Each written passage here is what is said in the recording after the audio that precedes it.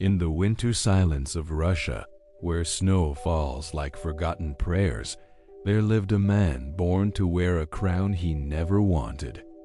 Nicholas Romanov, the last Tsar of all the Russias, entered this world beneath golden domes and imperial grandeur. Yet he would leave it in a basement, surrounded by darkness and the echo of gunfire. His story is not one of villains or heroes, but of a gentle soul caught between the tides of history, a father who loved his children more than his throne, and an emperor who watched an empire crumble like frost beneath the morning sun. Tonight, as the world grows quiet and the day releases its hold, let us walk softly through his life, a life of palaces and prisons, of love and loss, of a world that changed forever while he held on to yesterday. Close your eyes, breathe deeply, and let history become a lullaby. If these words carry you closer to sleep, let this channel stay by your side too. A gentle tap on subscribe means more nights like this, more stories told in whispers, more history wrapped in calm. No rush, no pressure, just an invitation to return whenever you need the past to soothe the present. In the spring of 1868, when the lilacs bloomed wild across St. Petersburg and the Neva River thawed into silver light, a child was born into a world of gold and shadows. His name was Nikolai Alexandrovich Romanov, though history would come to know him simply as Nicholas, the last Tsar of Russia, the final keeper of a throne that had stood for 300 years.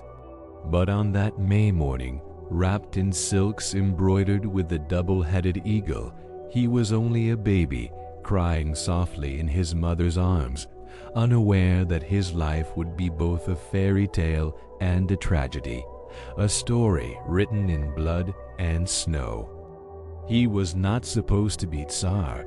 That burden, that impossible weight, was meant for his older brother, Alexander. Nicholas was the spare, the second son, the one allowed to grow up in the margins of destiny. And in those margins, he found something rare for a Romanov, a childhood that almost felt like childhood.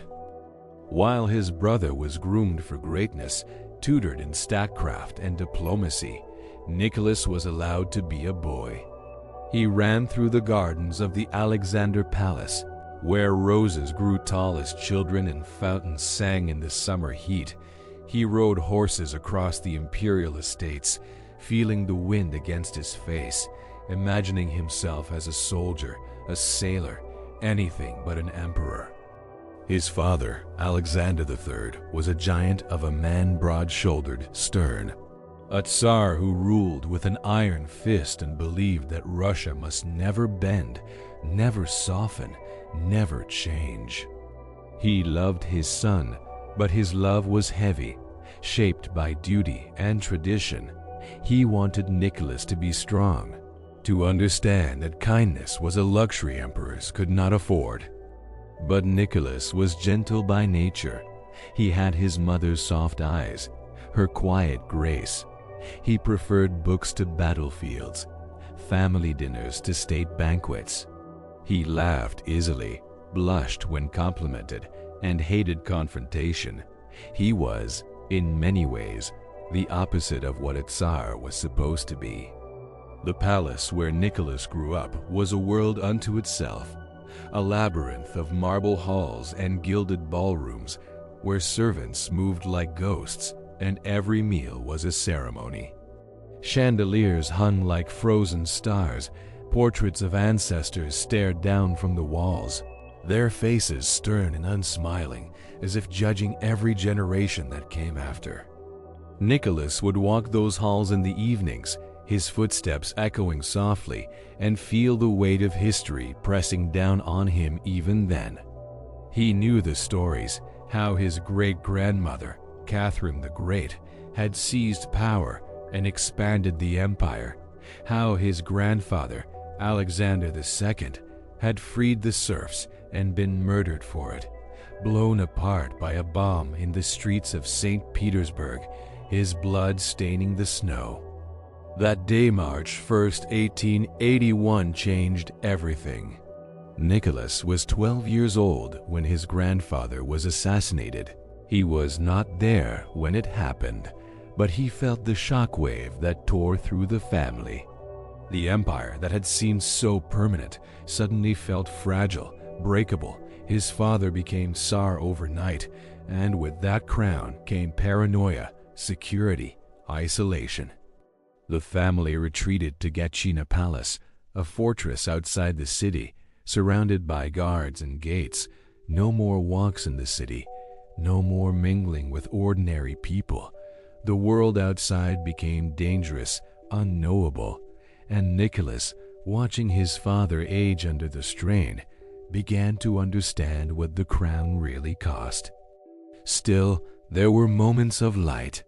His mother, Maria Fyodorovna, was Danish by birth, and she brought warmth to the cold machinery of imperial life.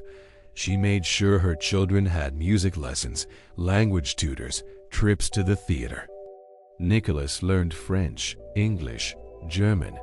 He studied history and geography, though he found politics dull and confusing. He was better at remembering faces than policies, better at kindness than strategy. His tutors worried he lacked ambition, that he preferred pleasantries to power. But his mother saw something else, a boy with a good heart, who wanted to do right even if he did not always know how. He had siblings who made the palace feel less like a museum and more like a home. His sister Xenia was his closest companion, a bright and spirited girl who could make him laugh even on the grayest days. His brother George was adventurous, always planning some escapade, some journey to distant lands. And then there was Alexander, the eldest, the heir, the one who carried the weight Nicholas did not have to bear. Alexander was everything their father wanted: strong, confident, decisive. Nicholas admired him, perhaps even envied him, but he also pitied him, because Alexander had no choice. Alexander would be Tsar, and that meant his life was not his own. Nicholas, by contrast, had dreams. He wanted to travel, to see the world beyond Russia's borders.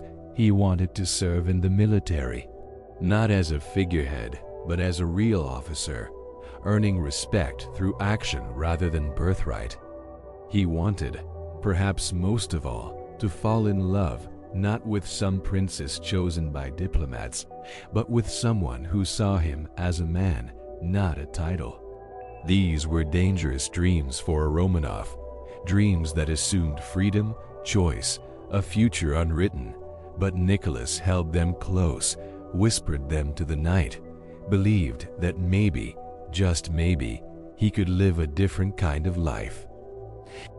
And so the years passed softly, like pages turning in a book no one was reading too closely.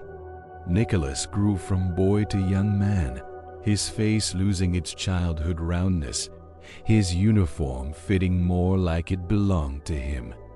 He attended military academies, stood at attention during parades, learned to hide his discomfort behind a polite smile.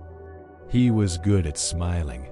It was a skill that would serve him well and poorly in the years to come, an ability to appear calm even when everything inside him was uncertain, afraid. By the time Nicholas reached his 20s, he had become a familiar figure in St. Petersburg society, polite, pleasant, always correct in manner, but never quite commanding attention the way his father did. He stood of average height, with soft blue eyes and a neatly trimmed beard that made him look older than his years. He moved through ballrooms and ceremonies with practiced grace, shaking hands, exchanging pleasantries, playing the role of Grand Duke as if it were a part in a play he had not auditioned for. And in quiet moments, when the music faded and the crowds dispersed, he would return to his rooms and write in his diary simple entries, observations about the weather, notes about family dinners, never revealing too much, always holding something back, even on paper. Nicholas kept his distance from his own heart. His father insisted he travel, see the empire he might one day help govern. And so Nicholas journeyed across Russia, from the forests of Siberia to the deserts of Central Asia, from the palaces of Moscow to the naval ports of the Black Sea. He saw peasants living in wooden huts, their faces weathered by hardship and cold. He saw soldiers stationed in distant outposts, guarding borders that stretched beyond imagination. He saw the vastness of the Russian Empire, a realm so enormous it seemed impossible that one man could ever truly rule it. And yet his father did, or tried to, holding the reins with an iron grip, believing that strength alone could keep the empire from tearing apart. But Nicholas also saw cracks forming. In the cities, workers lived in slums, laboring 14 hours a day for wages that barely bought bread. In the countryside, freed serfs still worked the land like slaves, bound by debt and tradition to landlords who treated them as property. Revolutionaries whispered in universities and factories, passing forbidden pamphlets, dreaming of a Russia where tsars were only memories. The police hunted them, arrested them, sent them to Siberia or worse, and yet the whispers grew louder. Nicholas heard them, felt them, but did not know what to do with them. His father told him to ignore such things, that revolutionaries were criminals, that the people loved their Tsar. Nicholas wanted to believe him. It was easier than facing the truth. In 1890, Nicholas was sent on a grand tour of the East, a journey meant to broaden his horizons, to show him the world beyond Europe's drawing rooms. He traveled to Egypt, where he stood before the pyramids and felt the weight of ancient history pressing against his own. He sailed to India, where British colonialism had transformed a land of Maharajas into an empire within an empire. He saw poverty and splendor existing side by side, separated by walls that no revolution had yet torn down. And then he went to Japan, a nation rapidly transforming itself, shedding feudalism and embracing industry, building a modern military, hungry to prove itself on the world stage. It was in Japan that Nicholas's journey nearly ended. He was walking through the streets of Otsu, smiling and waving to curious crowds, when a Japanese policeman, perhaps a fanatic, perhaps simply mad, rushed forward with a sword and struck him across the head. Blood poured from the wound. Chaos erupted. Nicholas stumbled but did not fall, his cousin George wrestling the attacker to the ground. The wound was not fatal, but it was deep, a scar that would remain on Nicholas's forehead for the rest of his life, a permanent reminder that even princes bleed, that violence can find you anywhere, that the world is not as safe as palaces pretend. He returned to Russia changed, though he could not have said exactly how. Perhaps it was the scar, a mark that made him feel mortal in a way he had not before. Perhaps it was the poverty he had seen, the hunger in the eyes of people who had nothing while he had everything. Or perhaps it was simply time, the slow accumulation of years and experiences, teaching him that the future was coming whether he was ready or not. His father's health was beginning to fade. The giant who had seemed invincible was growing weaker, his body betraying him in small ways, fatigue, illness, a heaviness that even willpower could not lift. Nicholas watched and worried. He was not ready to be Tsar. He had never been prepared for it, never trained in the way Alexander had been. And Alexander strong, capable Alexander was still the heir, still the one who would carry the weight. Nicholas could remain in the background, could continue living the life of a Grand Duke, attending ceremonies and military reviews, traveling and keeping his diary, waiting for a future that might never demand more of him. It was a comfortable thought, a safe thought.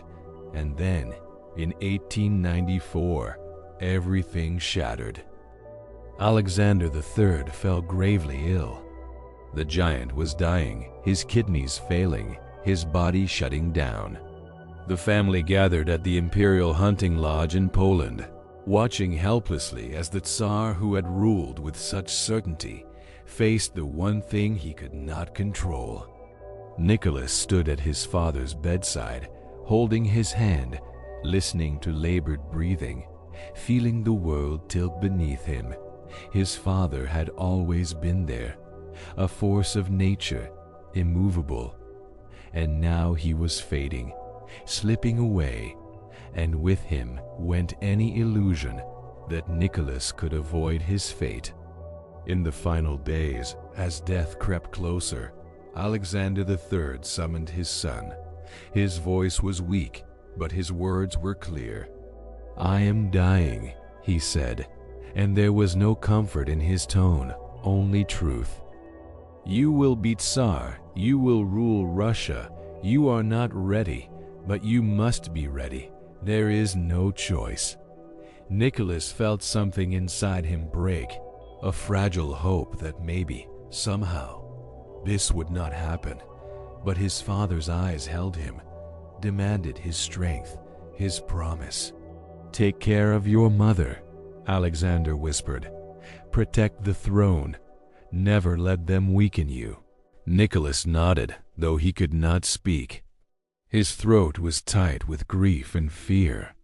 He wanted to say he would try, that he would do his best. But his father's gaze had already moved beyond him, looking towards something Nicholas could not see. And then, on November 1st, 1894, Alexander III died. The cannon fire that announced his passing echoed across Russia like thunder.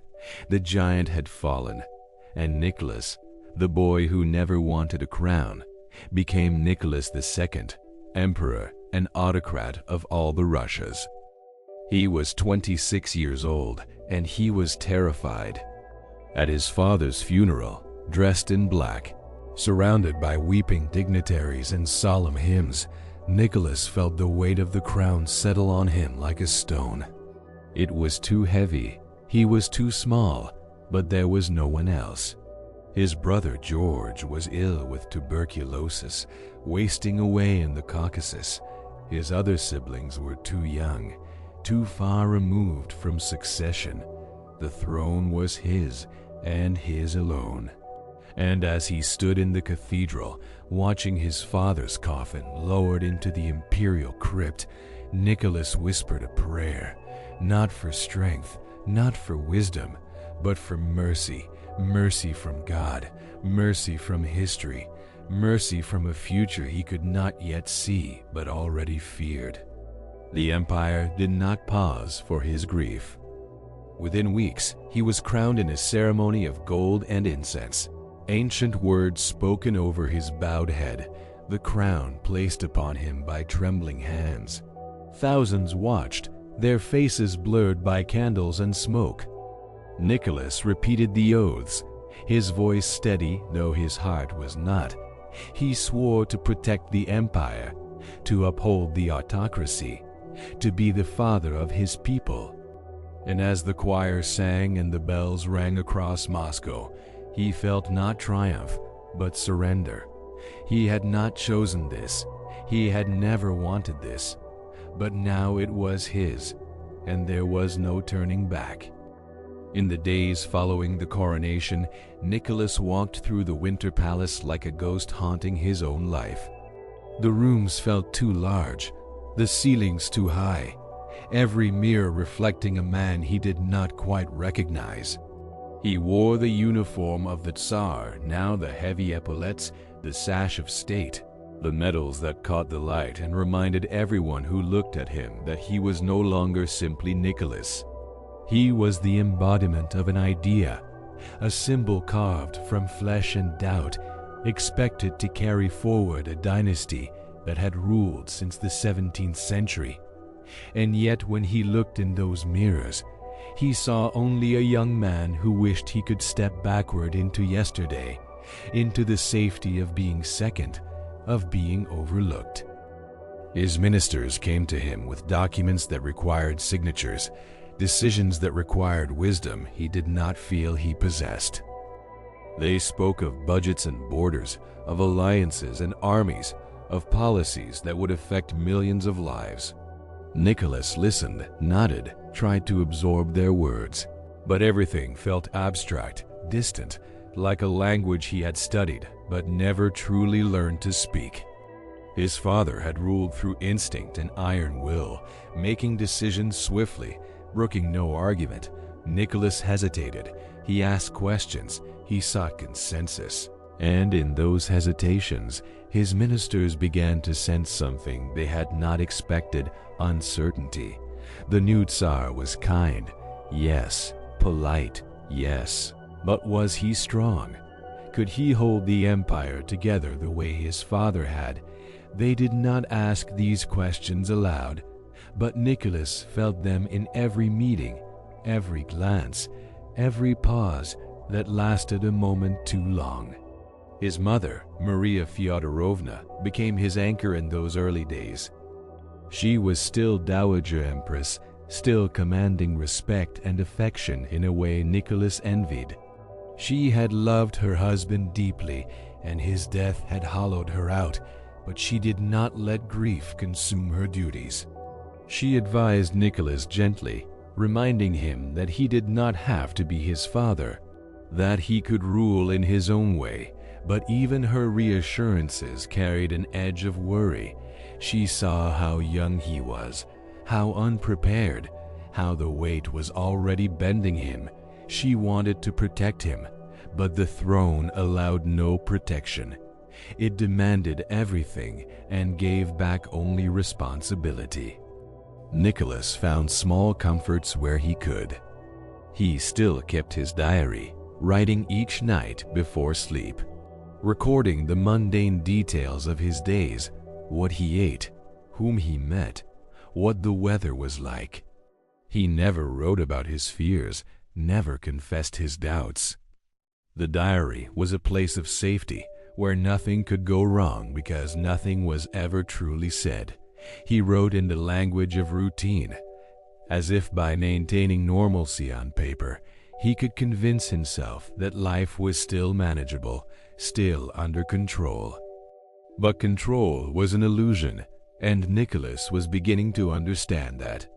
Russia was vast and complicated, a tapestry woven from hundreds of ethnicities, languages, and faiths.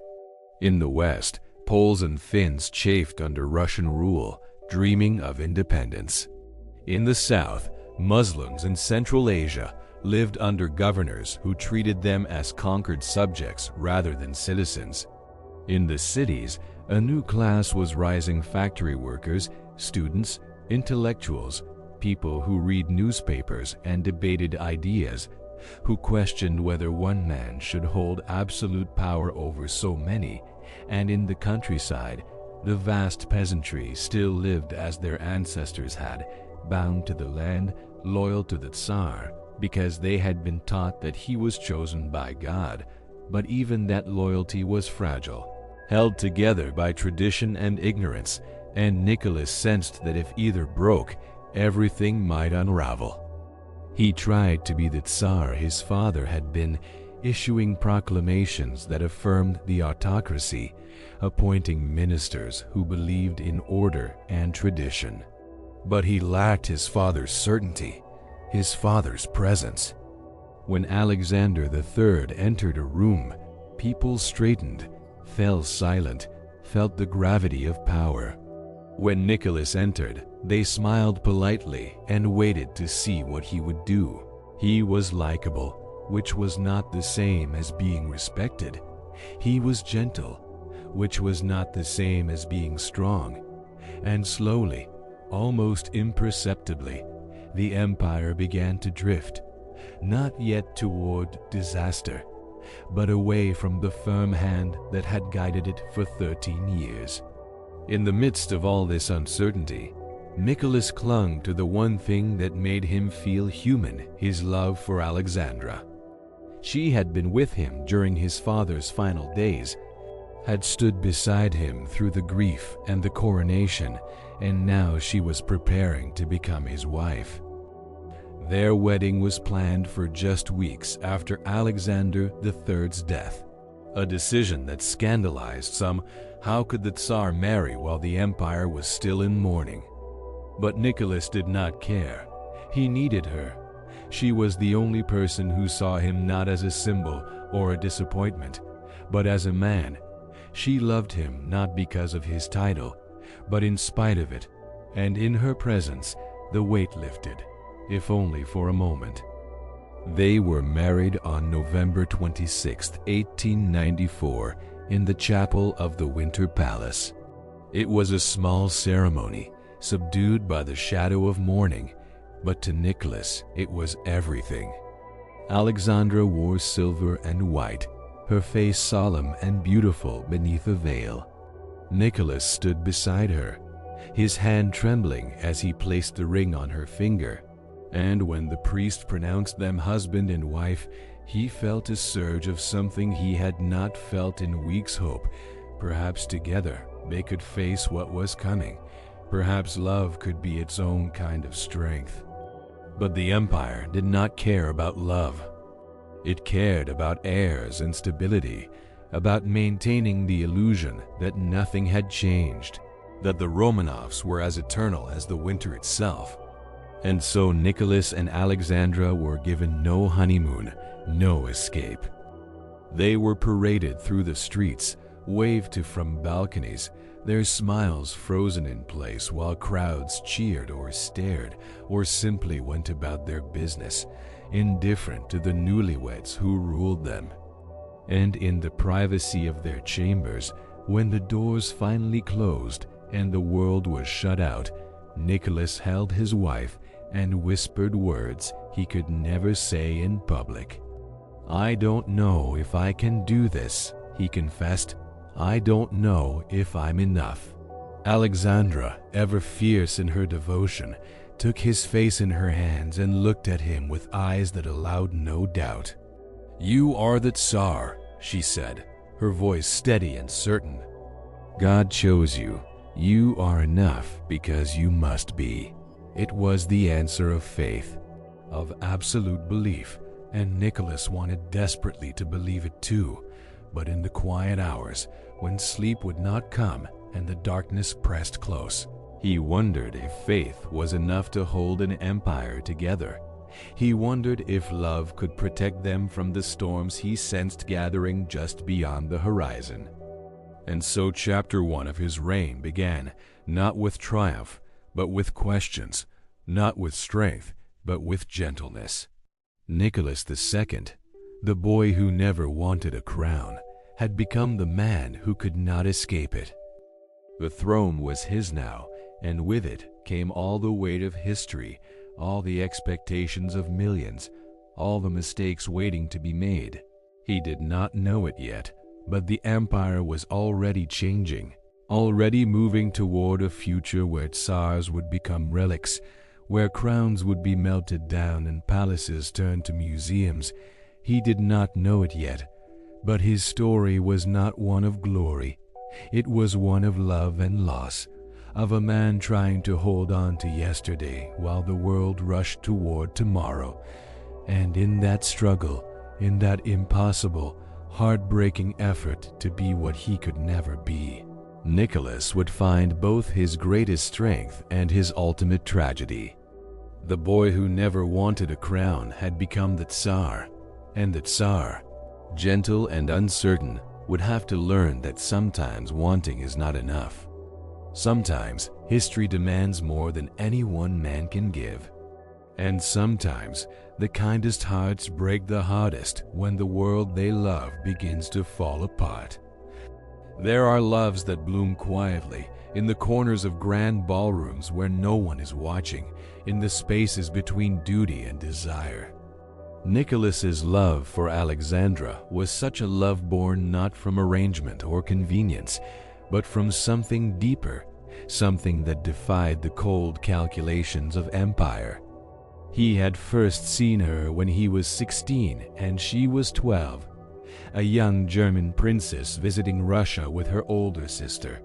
She was called Alex then, a serious child with red gold hair and eyes that seemed to look through you rather than at you.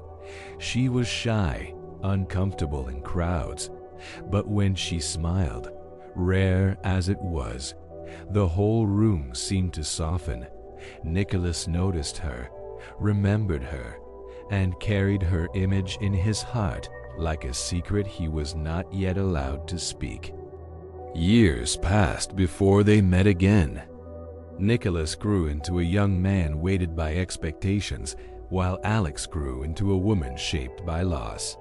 Her mother, Princess Alice of Hesse, had died when Alex was only 6, carried away by diphtheria in the same epidemic that took her youngest sister. The tragedy marked her, turned her inward, made her cling fiercely to faith and family.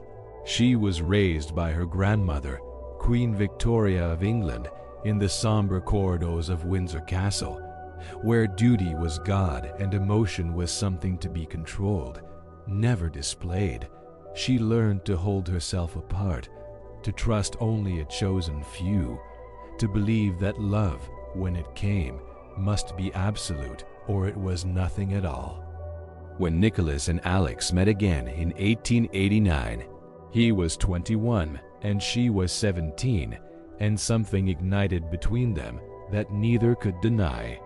It was at a wedding. Her sister Ella was marrying Nicholas's uncle, Grand Duke Sergei, and amid the ceremony and celebration, Nicholas and Alex found themselves drawn together, speaking in quiet corners, walking through gardens where the rest of the world seemed to fade.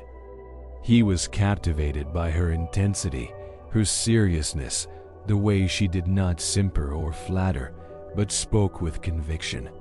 She was moved by his kindness, his gentleness, the way he listened as if her words mattered more than anything else. By the time the wedding ended, Nicholas knew he wanted to marry her, and Alex, though she said nothing aloud, felt the same pull, the same impossible certainty that this man, this gentle prince, was meant to be hers. But empires do not care about feelings. Nicholas's parents were not pleased. His father, Alexander III, found Alex too serious, too German, too Protestant. Russia needed an empress who could charm the people, who could navigate the treacherous waters of court politics with grace and ease. Alex seemed cold, distant, uncomfortable in her own skin, and there was the matter of religion. She would have to convert from Lutheranism to Russian Orthodoxy, a transformation that was not merely ceremonial but spiritual, a renunciation of one faith for another. Alex resisted. Her faith was the foundation of her life, the thing that had carried her through grief and loneliness. To abandon it felt like abandoning herself. For 5 years, Nicholas waited. He wrote her letters, sent her gifts, pleaded with his parents to reconsider. He met other princesses, smiled politely through introductions, but none of them were Alex. None of them made him feel the way she did, seen, understood, loved not for his title but for himself. His mother, Maria Fyodorovna, softened first. She saw how much her son loved this girl, how his happiness depended on her, and perhaps she remembered her own love story, how she had married for affection rather than mere duty, and decided that Nicholas deserved the same. His father remained skeptical, but as his health declined, his resistance weakened. If Nicholas was to be Tsar, let him at least have a wife he loved, God knew the throne would give him little else. In April 1894, Nicholas traveled to Coburg, Germany for another family wedding. But his real purpose was to see Alex, to ask her once more, to convince her that they belonged together. He found her in a garden, standing beneath a blossoming tree, and he did not waste time with formalities. He told her he loved her, that he had always loved her, that he would wait as long as necessary, but could not imagine a life without her. Alex looked at him, her gray-blue eyes filled with tears, and said the words she had been unable to say for 5 years. Yes, yes, she would marry him. Yes, she would convert. Yes, she would leave behind everything familiar and step into the unknown, because love demanded no less. The relief that washed over Nicholas was so powerful he nearly wept. He held her hands, kissed her fingers, and for a moment, the empire and all its demands disappeared. There was only these two people choosing each other, building a refuge against the storm. They spent the next days together, walking, talking, planning a future that suddenly seemed possible. Alex began studying Russian Orthodoxy, meeting with priests, learning prayers and rituals. It was not an easy conversion. Her faith had been her anchor, and now she was being asked to shift that anchor to different ground. But she did it for Nicholas, and perhaps also for herself, finding in Orthodoxy a mysticism and depth that spoke to her intense, searching soul. And then, just months later, Alexander III began to die. The wedding, planned for the following spring, was moved up, compressed into the mourning period because Nicholas could not bear to wait any longer, could not face the throne without her beside him. Some called it inappropriate, marrying so soon after his father's death. Others whispered that it was bad luck, that a wedding shadowed by a funeral could only bring sorrow. But Nicholas did not care. He needed her, and so, on November 26, 1894, just 3 weeks after becoming Tsar, Nicholas married the woman he had loved for 5 years.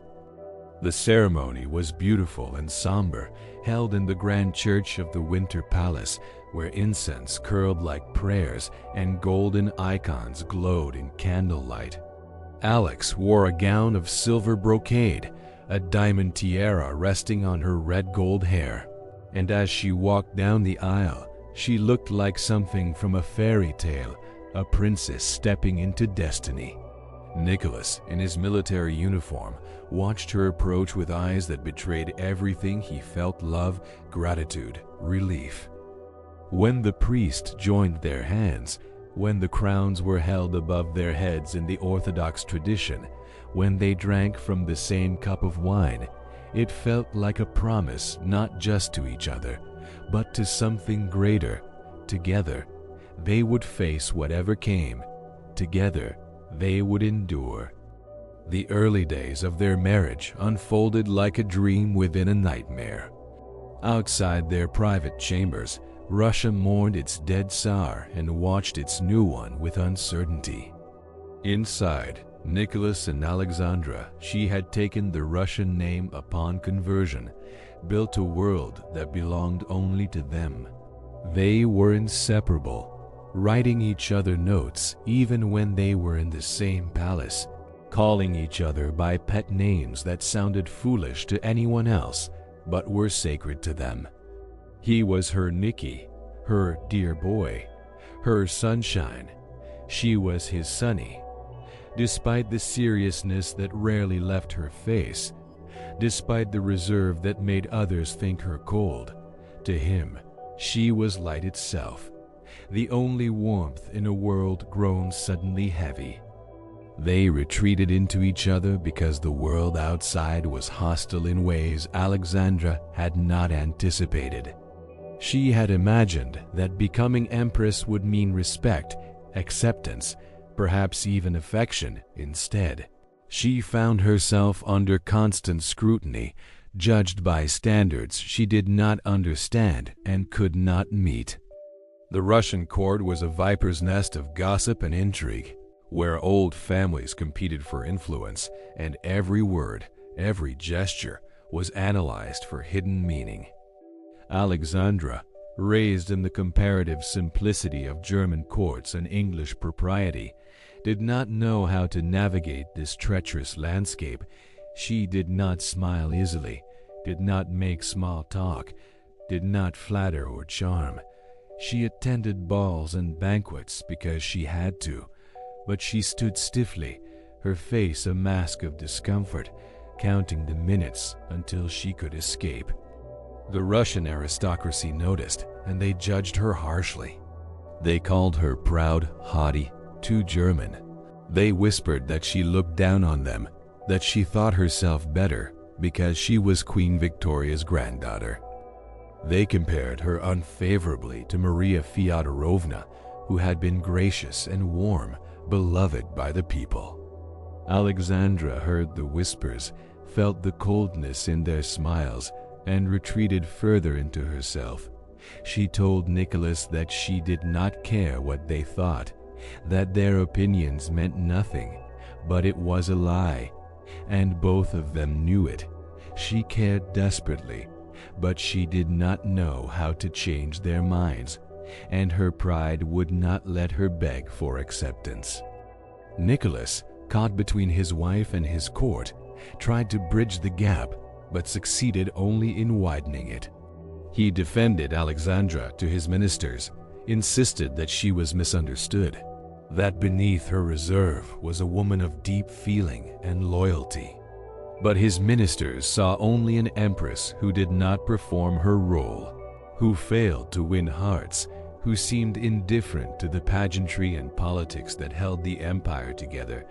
They began to worry that Nicholas was too influenced by her, that he listened to her counsel more than theirs, that she was shaping his decisions in ways they could not control.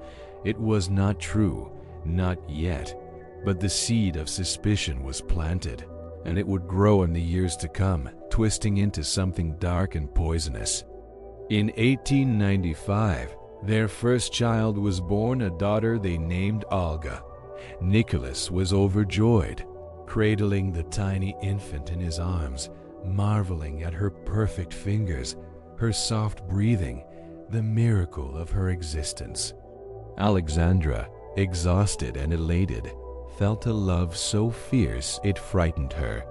This child was everything, the proof that their love was real and generative, that they were building something that would last. But the empire did not share their joy. Russia needed a male heir, a Tsarevich who would continue the Romanov line. A daughter was a disappointment, a failure of duty.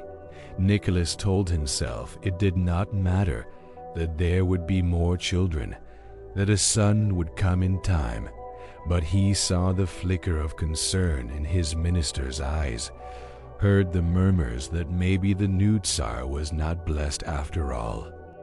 Another daughter came in 1897, Tatiana, dark-haired and serious even as an infant, her eyes watchful and knowing. Then in 1899, Maria arrived, round-faced and sweet-tempered, a child who seemed born to bring joy. And in 1901, Anastasia, the baby, wild and spirited, full of laughter and mischief.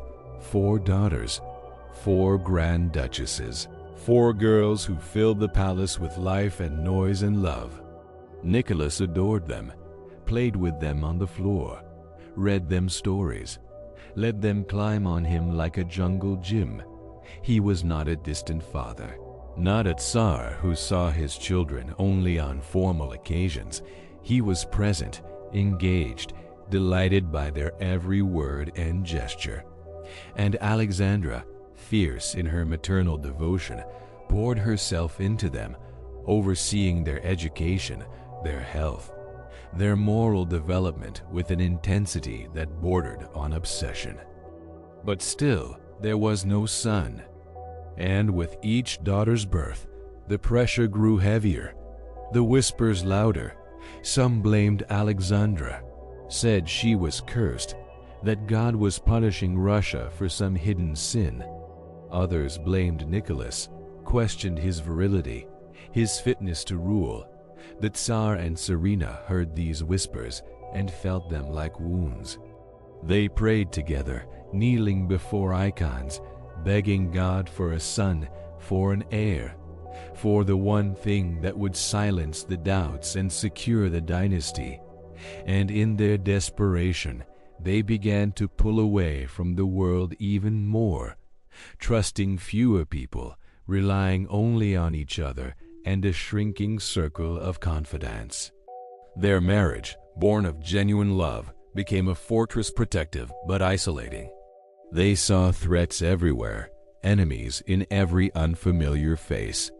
Alexandra especially grew suspicious of the court, convinced that the aristocracy wished her harm, that ministers were plotting against Nicholas, that no one could be trusted. She urged him to be strong, to assert his autocratic power, to never show weakness or doubt. She believed that any compromise was surrender, that kindness was mistaken for softness, that the only way to rule was with absolute authority. And Nicholas, who loved her so completely, who valued her opinion above all others, began to listen. It was not that she was wrong about everything. The court was full of intrigue. Ministers did have their own agendas, and there were revolutionaries who wanted to tear down the monarchy. But Alexandra's worldview allowed no nuance, no middle ground. For her, loyalty was absolute, or it was betrayal. People were either with them or against them, and this black and white thinking, combined with Nicholas's own indecisiveness, created a dangerous dynamic. He would waver, she would push, and together they would make decisions that satisfied neither the demands of modernization nor the traditions of autocracy, but instead fell awkwardly in between, pleasing no one. Yet in the privacy of their family life, away from the politics and pressures, Nicholas and Alexandra were happy. They created routines and rituals, afternoon tea with the children, evening walks through the palace gardens, bedtime prayers where the whole family knelt together. They spent summers at the Alexander Palace in Tsarskoye Selo, a smaller, more intimate residence than the vast Winter Palace, where they could almost pretend to be an ordinary family. Nicholas taught his daughters to ride horses, took them rowing on the lake, played tennis with them in the afternoons. Alexandra read to them, organized lessons, sewed their clothes with her own hands because she believed in simplicity and modesty despite their imperial status. Visitors who saw them in these private moments were often surprised. The cold, distant empress became warm and animated with her children. The uncertain Tsar became playful and relaxed. But these visitors were few, because Nicholas and Alexandra did not welcome outsiders into their sanctuary. They had built a world within the palace walls, a world where love was the only law and family the only truth. And in that world, they felt safe. They did not yet understand that safety is an illusion, that walls cannot keep out history, and that the fortress they were building would eventually become a prison, not made of stone, but of their own making, brick by brick, choice by choice, until there was no way out. In 1903, as spring melted the snow and the empire prepared to celebrate the Romanov dynasty's 300th anniversary, Nicholas and Alexandra hosted a costume ball unlike any Russia had seen. It was meant to be a celebration, a reminder of imperial glory, a spectacle to dazzle the aristocracy and reassure the people that the monarchy stood strong.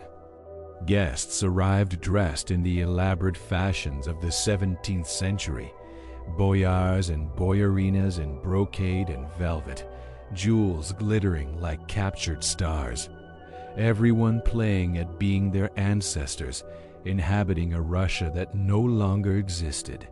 Nicholas wore the robes of Tsar Alexei Mikhailovich, the second Romanov ruler, and Alexandra wore cloth of gold, her hair dressed in the old Muscovite style, looking like a Serena from a fairy tale.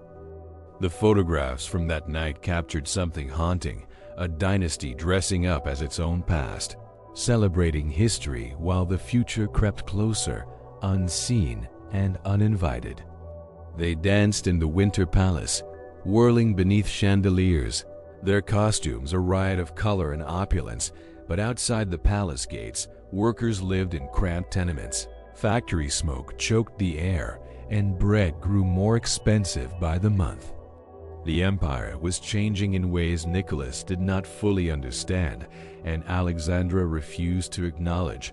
They saw what they wanted to see: loyal subjects, eternal traditions, a divine right to rule that no earthly force could challenge. They did not see the cracks spreading through the foundation, did not hear the murmurs of discontent growing louder in universities and factories, did not sense that the world they were celebrating was already becoming a relic. But in the summer of 1904, everything changed. Alexandra, pregnant once more, withdrew into hope and prayer, convinced that this time God would grant them a son.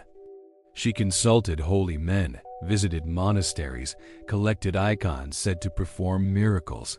She made Nicholas promise that if the child was a boy, they would name him Alexei, after that same 17th century Tsar whose costume Nicholas had worn. And on August 12, 1904, in the sweltering heat of Peterhof Palace, Alexandra gave birth. The child was a boy. The empire finally had its heir. The cannons fired 300 times, echoing across St. Petersburg, announcing the birth of the Tsarevich. Church bells rang from every steeple. People gathered in the streets, cheering, weeping with joy, because this was what they had waited for, proof that the dynasty would continue, that God still blessed Russia. Nicholas held his son and felt a relief so profound it was almost painful. He had fulfilled his duty. The succession was secure. And more than that, he had a boy, someone to teach, to shape, someone who would one day carry the weight he carried now. He imagined a future where he could pass on the crown with pride, where his son would rule better than he had, wiser and stronger and more certain. But within weeks, the joy turned to terror. Alexandra noticed bruises on the baby's body, dark purple marks that appeared without explanation.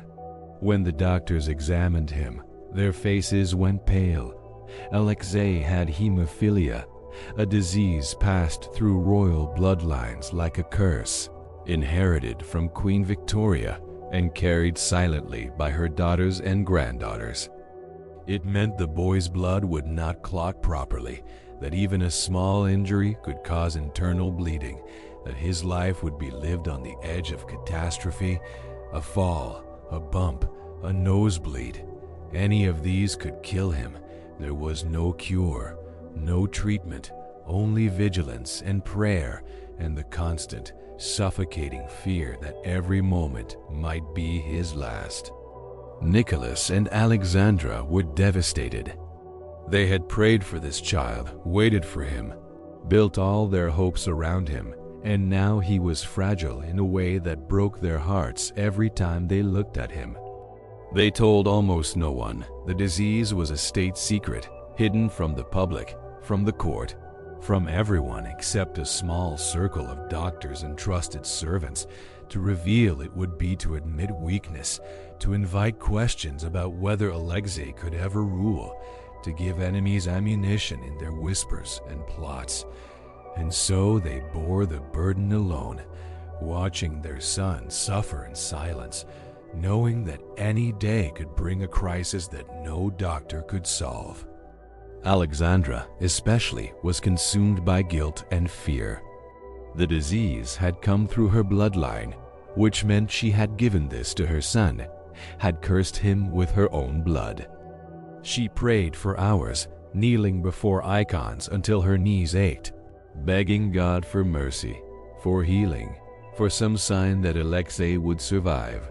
She became obsessed with his health, monitoring his every movement, forbidding rough play, wrapping him in layers of protection that made him a prisoner of his own fragility. She loved him with a ferocity that bordered on madness, and in that love was a desperation that would shape every decision she made for the rest of her life. Nicholas, watching his wife's anguish and his son's suffering, felt helpless in a way he had never known. As Tsar, he commanded armies, ruled millions, could order anything he wanted, but he could not save his son. He could not make the bleeding stop. He could not give Alexandra the comfort she craved.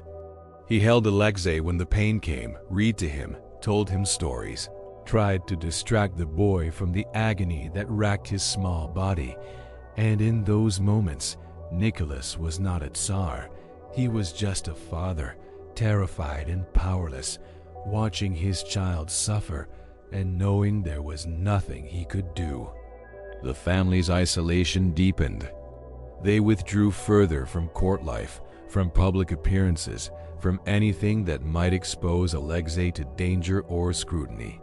The 4 daughters became his protectors and playmates, inventing gentle games, reading to him, singing songs to make him smile. Olga, the eldest, was serious and thoughtful, understanding more than she said. Tatiana was efficient and calm, the one who could organize and manage when emotions overwhelmed everyone else. Maria was tender and nurturing, holding her brother's hand through the worst moments. And Anastasia, the youngest, was the jester, the one who could make Alexei laugh even when he was in pain, who brought lightness into rooms heavy with fear. Together, the family became a unit unto itself, bound by love and secrecy, increasingly disconnected from the empire they ruled. Nicholas continued to perform his duties, meeting ministers, signing documents, attending ceremonies, but his heart was always elsewhere, worrying about his son, worrying about his wife, trapped in a double life where he played the role of Tsar in public and collapsed into fear in private. And Alexandra, once a shy but hopeful young bride, transformed into someone harder, more brittle, more convinced that the world was against them and only God could save them. It was in this state of desperation that Rasputin entered their lives. At first, he was just another holy man, another in a long line of mystics and healers Alexandra consulted in her frantic search for help. But Rasputin was different. When he prayed over Alexei, when he placed his rough peasant hands on the boy's fevered body, something happened. The bleeding slowed, the pain eased. Whether it was hypnosis, faith, coincidence, or something stranger, no one could say, but it worked, and for Nicholas and Alexandra, that was all that mattered. Rasputin became indispensable. He was uneducated, crude, wild-eyed, smelling of sweat and dirt and something faintly animal. The court despised him, saw him as a charlatan, a manipulator exploiting the Empress's desperation. But Alexandra believed he was sent by God, a holy man with the power to save her son, and Nicholas. Watching Alexei suffer and then find relief in Rasputin's presence, could not deny the evidence before his eyes. He did not like Rasputin. The man made him uncomfortable with his intense stare and cryptic pronouncements, but he loved his son more than his discomfort, loved his wife more than his pride, and so Rasputin stayed. The whispers that had once been unkind now became vicious. Rumors spread through St. Petersburg like wildfire that Rasputin was Alexandra's lover, that he controlled the Tsar, that he held orgies in the palace, that he was a demon in holy man's clothing. None of it was true, but truth had stopped mattering. The image of Rasputin, wild and disheveled, having access to the imperial family while ministers were turned away, became a symbol of everything wrong with Nicholas's rule. It suggested weakness, irrationality, a Tsar who could not control his own household, let alone an empire. And yet Nicholas did nothing. He could have banished Rasputin, could have silenced the rumors with a firm decree, could have chosen his empire over his family, but he could not. Because every time he considered it, every time ministers urged him to send the mystic away, he thought of Alexei crying in pain, thought of Alexandra's tear-stained face, thought of the impossible choice between his duty as Tsar and his love as a father and husband, and every time, love won. It was his greatest strength and his fatal flaw, this inability to separate the man from the monarch, the heart from the crown. Their marriage, which had begun with such hope, had become both their salvation and their trap. They loved each other with an intensity that shut out the world, that made them deaf to advice and blind to danger. Together, they faced each crisis, each whisper, each threat, believing that as long as they had each other, as long as their family was intact, nothing else truly mattered. They were wrong, but they would not realize it until it was far too late, until the empire they had tried to protect by building walls around their hearts had already slipped through their fingers like water, like snow, like everything beautiful and fragile that cannot survive the weight of history. And so Chapter 2 closed not with triumph, but with love besieged, with a family isolated, with an empire ruled by a man and woman who saw only each other while the world around them burned. There are some sorrows that cannot be spoken aloud, some fears too terrible to name. For Nicholas and Alexandra, the fear had a name, hemophilia, but they whispered it only in the darkness of their bedroom, where no servants could hear, where the walls kept secrets as tightly as they kept out the cold. Their son, the boy they had prayed for, the heir the empire demanded, carried death in his blood. Every moment of his young life was a gamble, every laugh and stumble a potential catastrophe. And so the family learned to live with terror as a constant companion, sitting at their table, sleeping in the nursery, following them through halls and gardens like a shadow that never lifted. Alexei was a beautiful child, fair-haired and blue-eyed, with his father's gentle smile and his mother's intensity. When he was well, he was full of life, curious about everything, asking endless questions, wanting to ride horses and play soldier and do all the things his father had done as a boy. But his body betrayed him again and again. A small fall would cause internal bleeding that swelled his joints until they were hot and grotesque. A bump against furniture would create bruises that spread like stains, purple and black, covering his small limbs. And the pain was unspeakable.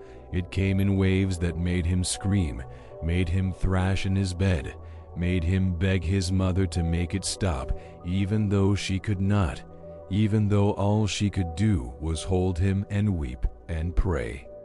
The doctors were useless. They came with their black bags and grave faces, examined the boy, conferred in low voices, and admitted there was nothing they could do. Hemophilia had no cure, no treatment. They could only watch and wait, applying ice packs and bandages, administering morphine when the pain became unbearable, and hoping that this time, somehow, the bleeding would stop on its own. Sometimes it did. Sometimes Alexei's small body found its own way back from the edge, but other times he lingered for days or weeks in agony, his fever rising, his strength fading, while his parents kept vigil at his bedside, watching him suffer and feeling their own hearts break over and over. Nicholas tried to maintain his duties during these crises, appearing in meetings, signing documents, his face a careful mask of calm. But those who knew him could see the exhaustion in his eyes, the way his hands trembled when he thought no one was watching, the way he aged years in the span of weeks. He would sit through a council meeting discussing trade tariffs or military budgets, nodding at the appropriate moments, but his mind was always elsewhere in the nursery, where his son lay in pain, where his wife was falling apart, where the future of the dynasty hung by a thread as fragile as a child's heartbeat. Alexandra did not even pretend to function. When Alexei was in crisis, she abandoned everything: state dinners, charity events, court receptions, and stayed by his side, sometimes for days without sleeping, her face pale and haggard, her eyes red from weeping. She prayed constantly, her lips moving in silent supplication, her fingers clutching icons and holy relics, as if faith alone could heal what medicine could not. The court watched and whispered that she was neglecting her duties, that she cared more for one child than for the empire. But Alexandra did not care what they thought. Her son was dying, and nothing else mattered. Not their opinions, not their expectations, not even Russia itself. It was in this state of desperation, in the autumn of 1905, that Alexandra first heard about a man named Grigory Rasputin. He was a peasant from Siberia, a wandering holy man who claimed to have visions and healing powers. He had no education, no formal position in the church, but he had a reputation. People whispered that he could cure the sick, that he knew things he should not know, that God spoke through him. Alexandra's friend, Anna Vyrubova, brought him to the palace, insisting that he might be able to help Alexei where doctors had failed. Alexandra, willing to try anything, agreed to meet him. Rasputin arrived at the Alexander Palace on a gray November day, and from the moment he entered, he seemed to fill the room with something indefinable presence, energy, a force that made people uncomfortable and fascinated at once. He was tall and gaunt, with matted hair and a beard that hung wild and unkempt. His clothes were peasant garb, rough and dirty, smelling of the road and something earthier. But it was his eyes that people remembered, pale blue, intense, unblinking, eyes that seemed to see through pretense and propriety straight into the soul. When he looked at you, you felt naked, exposed, judged by some standard that had nothing to do with rank or wealth. Alexandra brought him to Alexei's room, where the boy lay pale and feverish, his legs swollen from internal bleeding, his face twisted with pain. Rasputin approached the bed slowly, his boots heavy on the floor, and looked down at the child with those unsettling eyes. Then he did something unexpected. He smiled, a warm, genuine smile that softened his harsh features. He sat on the edge of the bed, ignoring protocol, ignoring the Empress standing nervously behind him, and began to speak to Alexei in a low, soothing voice. He told him stories about Siberia, about forests and rivers, about animals and adventures, his rough peasant dialect filling the room like a folk song. And as he spoke, he placed his hands on Alexei's leg, not pressing or manipulating, just resting them there, warm and still. The room grew quiet. Alexandra held her breath. Nicholas, who had been summoned, stood in the doorway, watching. And slowly, impossibly, Alexei's face began to relax. The lines of pain smoothed, his breathing deepened. The fever seemed to recede like a tide going out. Within an hour, the boy was asleep, not the fitful, anguished sleep of suffering, but a deep, peaceful rest. The swelling in his leg had not disappeared, but it had stopped growing. The crisis had passed. Alexandra fell to her knees and wept. Nicholas stood stunned, unable to process what he had just witnessed. Rasputin rose from the bed, crossed himself, and said simply, "The boy will live. God has heard your prayers." Then he left as abruptly as he had arrived, leaving behind a silence that felt holy and terrible at once. After that night, Rasputin became a fixture in the family's life, though never in the way the rumors would later claim.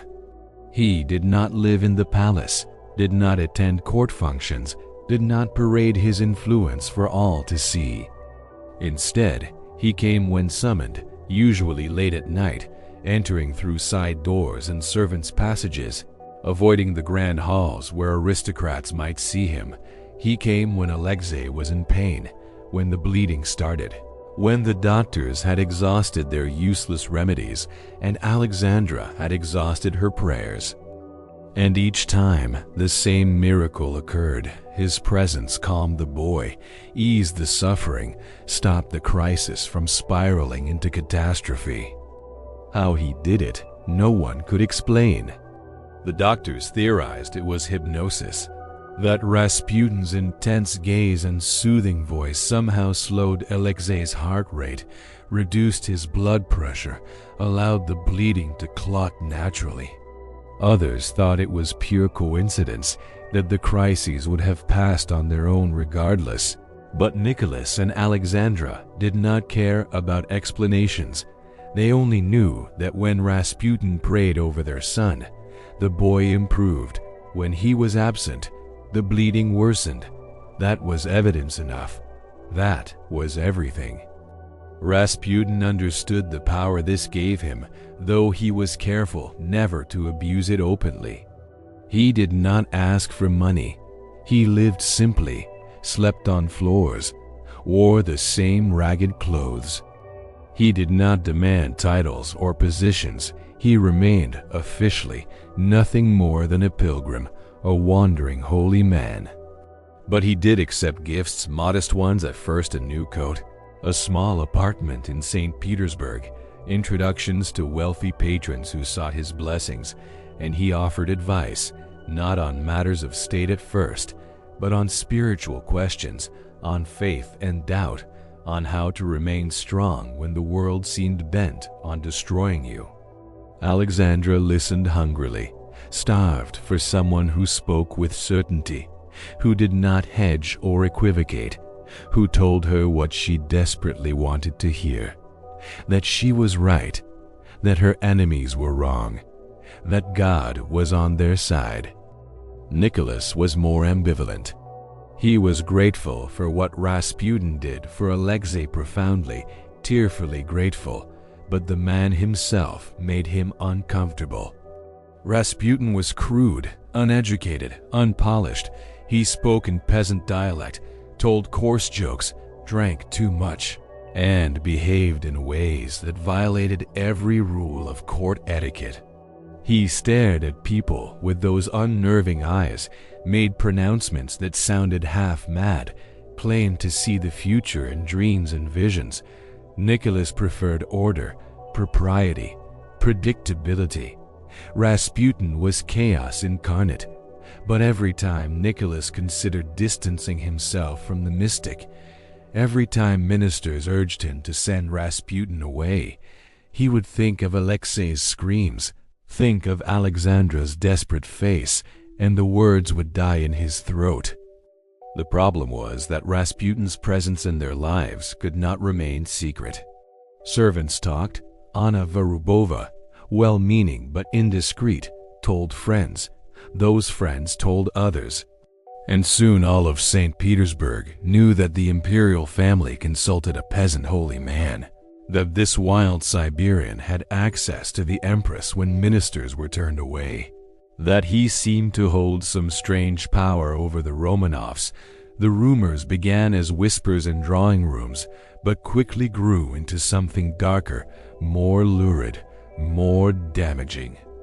People said Rasputin was a Klist, a member of a heretical sect that practiced flagellation and sexual rituals disguised as worship. They said he held orgies in his apartment, that noble women flocked to him seeking spiritual ecstasy and finding something far more carnal. They said he was a drunkard, a lecher, a madman who manipulated the empress through hypnosis or seduction or dark magic. And worst of all, they whispered that Alexandra was his lover, that she betrayed Nicholas in Rasputin's bed, that the Tsar was a cuckold too weak to defend his own honor. None of it was true. Alexandra's devotion to Nicholas was absolute, and her relationship with Rasputin was entirely that of a desperate mother seeking salvation for her child. But truth had no power against rumor, especially when the rumor was so scandalous, so deliciously shocking. The aristocracy despised Rasputin not just because of the rumors, but because he represented everything they feared: the idea that a peasant, an unwashed nobody from the depths of Russia, could have more influence with the Tsar than they did. It violated the natural order, threatened their position, suggested that their centuries of breeding and privilege meant nothing if the Empress preferred the counsel of a Siberian mystic. They began a campaign to destroy him, hiring investigators to follow him, documenting his drinking and womanizing, collecting testimonies from women who claimed he had seduced them under the guise of spiritual guidance. They presented their evidence to Nicholas, expecting him to be outraged, expecting him to banish Rasputin immediately. But Nicholas did nothing. He read the reports, heard the accusations, and set them aside.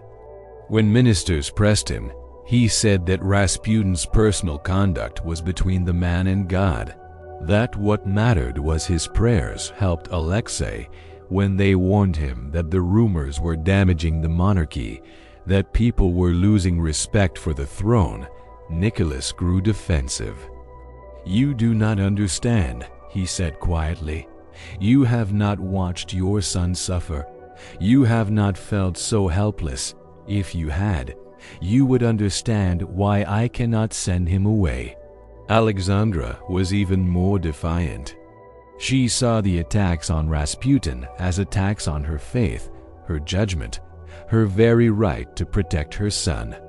She became convinced that the ministers who criticized Rasputin were part of a conspiracy against her, jealous of her influence. Determined to undermine her and Nicholas, she told Nicholas that he must not listen to them, that they were liars and traitors, that only Rasputin spoke the truth. And Nicholas, caught between his wife's intensity and his minister's concerns, tried to satisfy both and succeeded in satisfying neither. He defended Rasputin in private while distancing himself in public, a half measure that pleased no one and made him appear weak and indecisive. The situation worsened in 1912 when Alexei suffered his most severe crisis yet. The family was vacationing in Poland when the 8-year-old boy jumped into a boat and struck his groin against the oarlock. It seemed minor at first, but within hours, internal bleeding began, spreading through his abdomen and thigh. The pain was worse than anything he had experienced before, so intense that his screams could be heard throughout the hunting lodge, so unrelenting that morphine barely dulled it. For days, he hovered at the edge of death, his fever climbing, his body wasting, his eyes sunken and glassy. The doctors told Nicholas and Alexandra to prepare for the worst. Bulletins were drafted announcing the Tsarevich's death. Priests came to administer last rites. Alexandra, nearly mad with grief, sent a telegram to Rasputin, who was far away in Siberia. "Help us," she wrote. "Save him."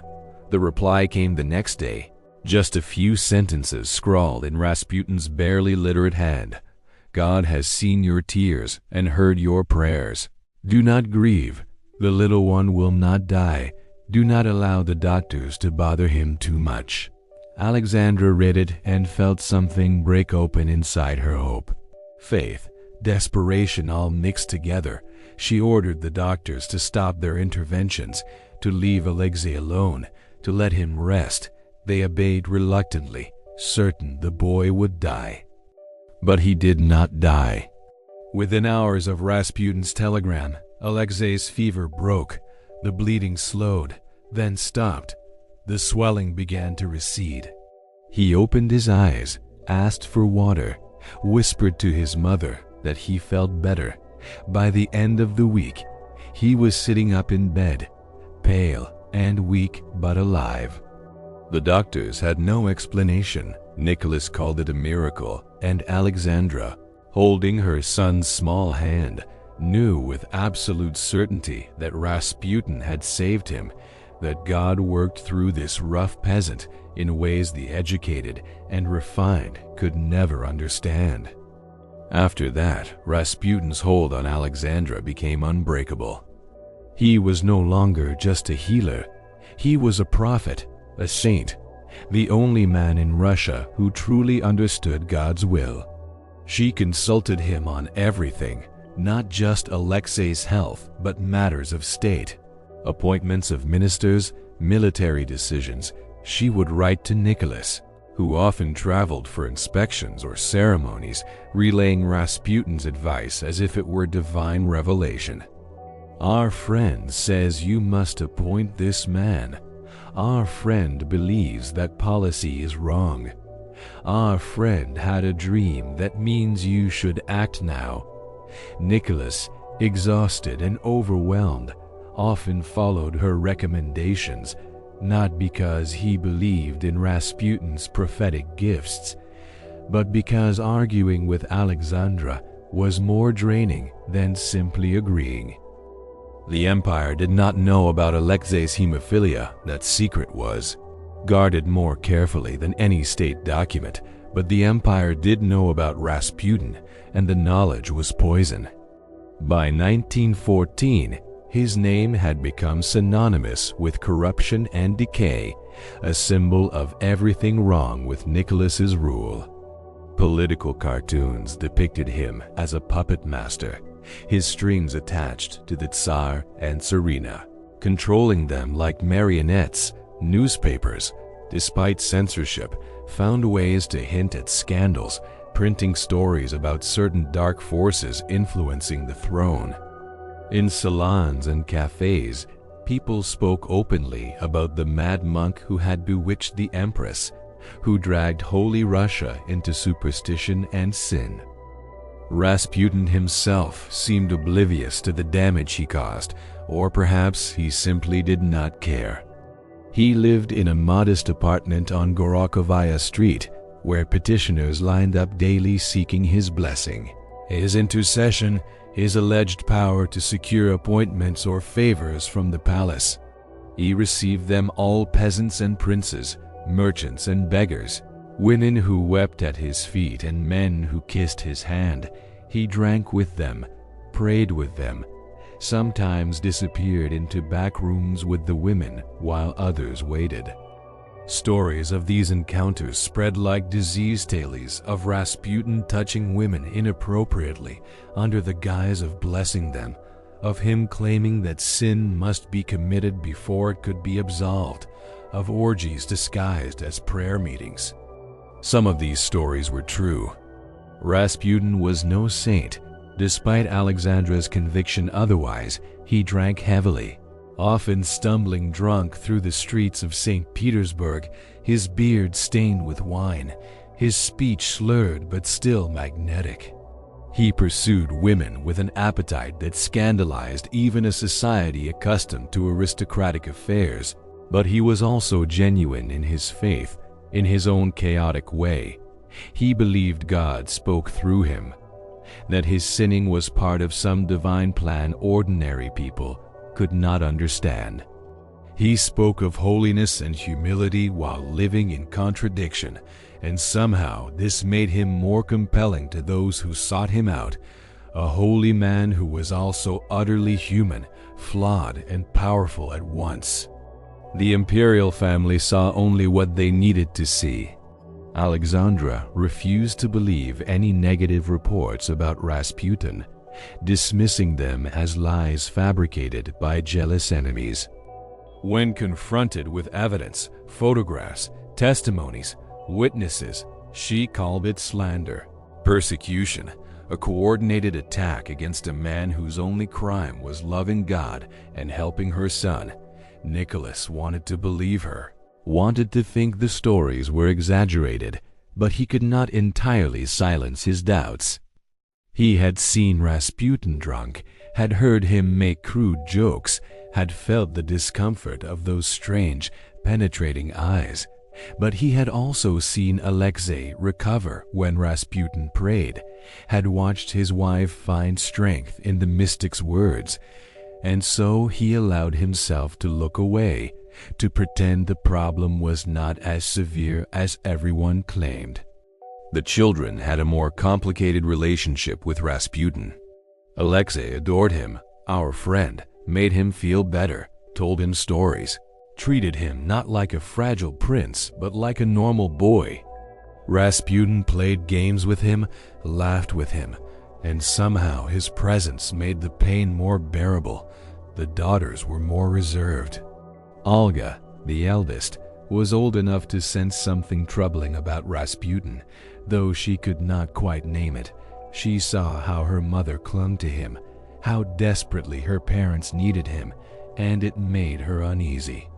Tatiana, ever proper and dignified, maintained polite distance, treating Rasputin with the cool courtesy she might show any visitor.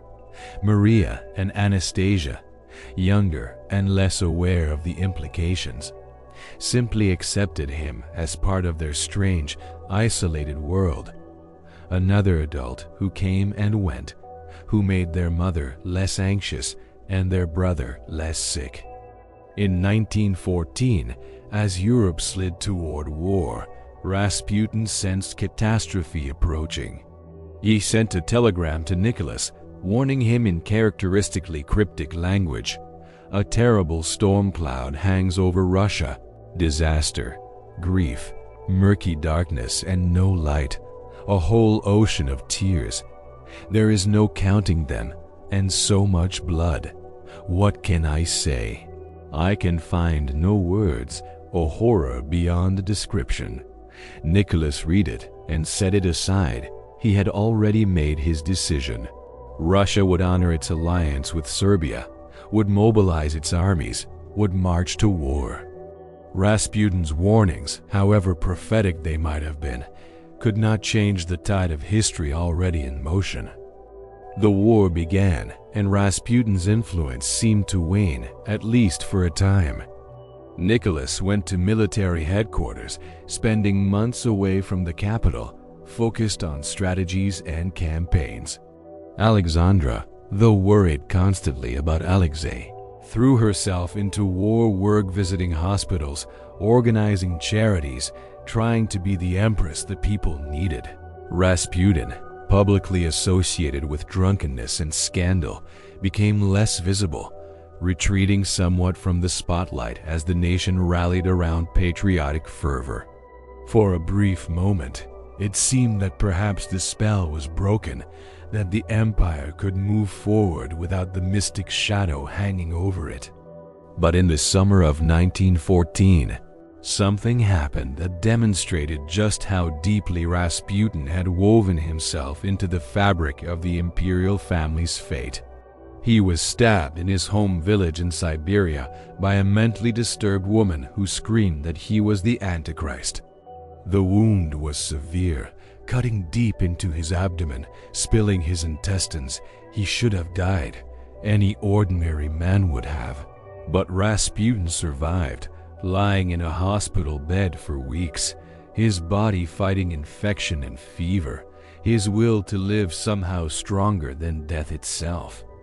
When word reached Alexandra, she was nearly hysterical with worry, not just for him, but for what his death might mean for Alexei if Rasputin died.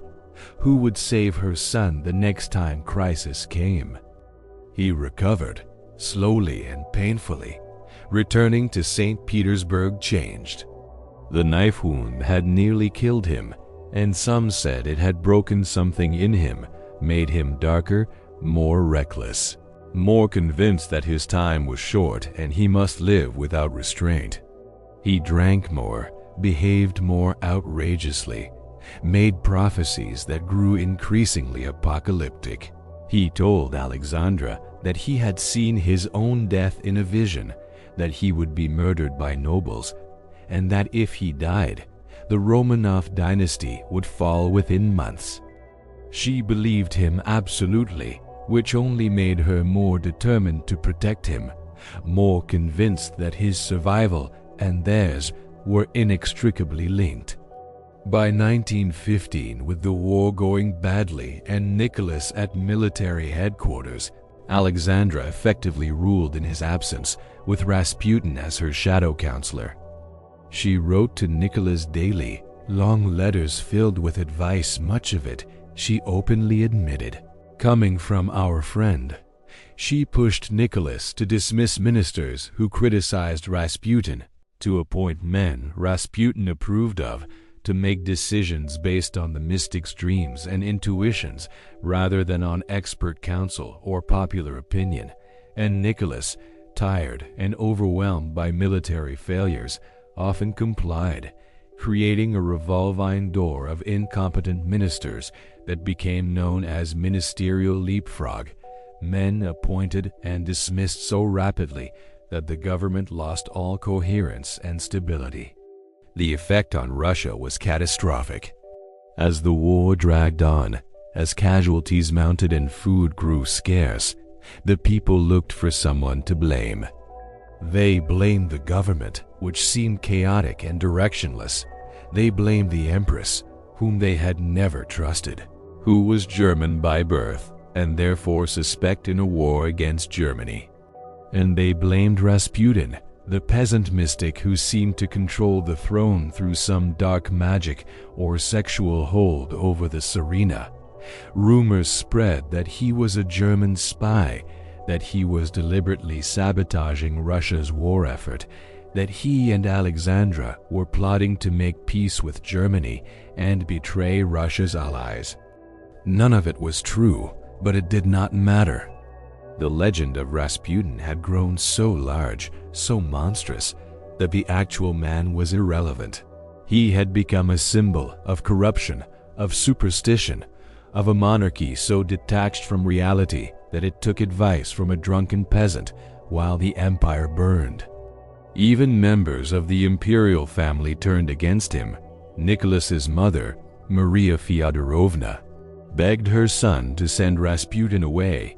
Grand dukes wrote letters warning that the dynasty itself was at risk. Nicholas's own cousin, Grand Duke Nicholas Mikhailovich, told him bluntly, "You are on the verge of a precipice, and if you do not act now, you will fall into the abyss." But Nicholas could not act. He was paralyzed by competing loyalties to his wife, to his son, to his empire. Alexandra begged him not to abandon Rasputin, reminding him of every time the mystic had saved Alexei, warning him that without our friend, their son would die and the dynasty would be left without an heir. Nicholas loved his son more than anything, and the thought of Alexei suffering without Rasputin's help was unbearable. And so he did nothing, which was itself a choice, a decision to let events continue on their destructive path because changing course felt impossible. By the winter of 1916, the situation had become untenable. Rasputin's behavior grew more erratic, his pronouncements more bizarre. He wandered drunk through expensive restaurants, boasting of his influence over the Empress, making lewd comments about his relationship with her that scandalized anyone who heard. He was followed constantly by secret police, by journalists, by enemies documenting his every mistake. The government was in chaos, the war was being lost, and the people's patience with the monarchy was running out. Something had to break, and everyone knew it. A group of nobles, led by Prince Felix Yusupov and Grand Duke Dmitry Pavlovich, decided they had no choice. Rasputin had to die. Not for justice, not for morality, but to save the monarchy from itself. They believed that if they could eliminate the mystic, Alexandra's influence over Nicholas would weaken, competent ministers could be appointed, and the dynasty might yet survive. It was a desperate gamble, a murder disguised as patriotism, and on the cold night of December 29, 1916, they lured Rasputin to Yusupov's palace with promises of meeting a beautiful woman. What happened that night became legend, the details blurred by embellishment and horror. They fed him cakes laced with cyanide, but he did not die. They shot him in the chest, but he still lived, crawling across the courtyard, trying to escape. They shot him again, beat him with a club, and finally threw his body through a hole in the ice into the freezing Neva River. When they pulled him out days later, water was found in his lungs. He had still been alive when he went into the river, had drowned slowly in the darkness beneath the ice. It was a death as chaotic and violent as the life he had lived, and all of Russia exhaled when they heard the news. The mad monk was finally gone. But Rasputin's death changed nothing. He had been a symptom, not the disease. Alexandra, grief-stricken and furious, blamed the aristocracy, blamed enemies she believed had always conspired against them. Nicholas, exhausted and heartbroken, retreated further into isolation, and the empire, which had hoped Rasputin's removal would bring stability, discovered instead that the problems ran far deeper than one man. The war continued, the food shortages worsened, the people's anger grew, and in 2 short months the revolution would come, sweeping away not just Rasputin's memory, but the entire world Nicholas and Alexandra had tried so desperately to preserve. The mystic was dead, but his prophecy lived on. He had told Alexandra that if he died by the hand of nobles, the Romanovs would not survive. And in the end, as in so many things, Rasputin was right. The summer of 1914 arrived with sunshine and garden parties, with the illusion that the world was still manageable, still predictable, still bound by rules that had governed Europe for a century. Nicholas and Alexandra spent those warm weeks at their seaside retreat, watching their children play on the beaches of Finland, listening to waves that whispered nothing of the storm gathering beyond the horizon.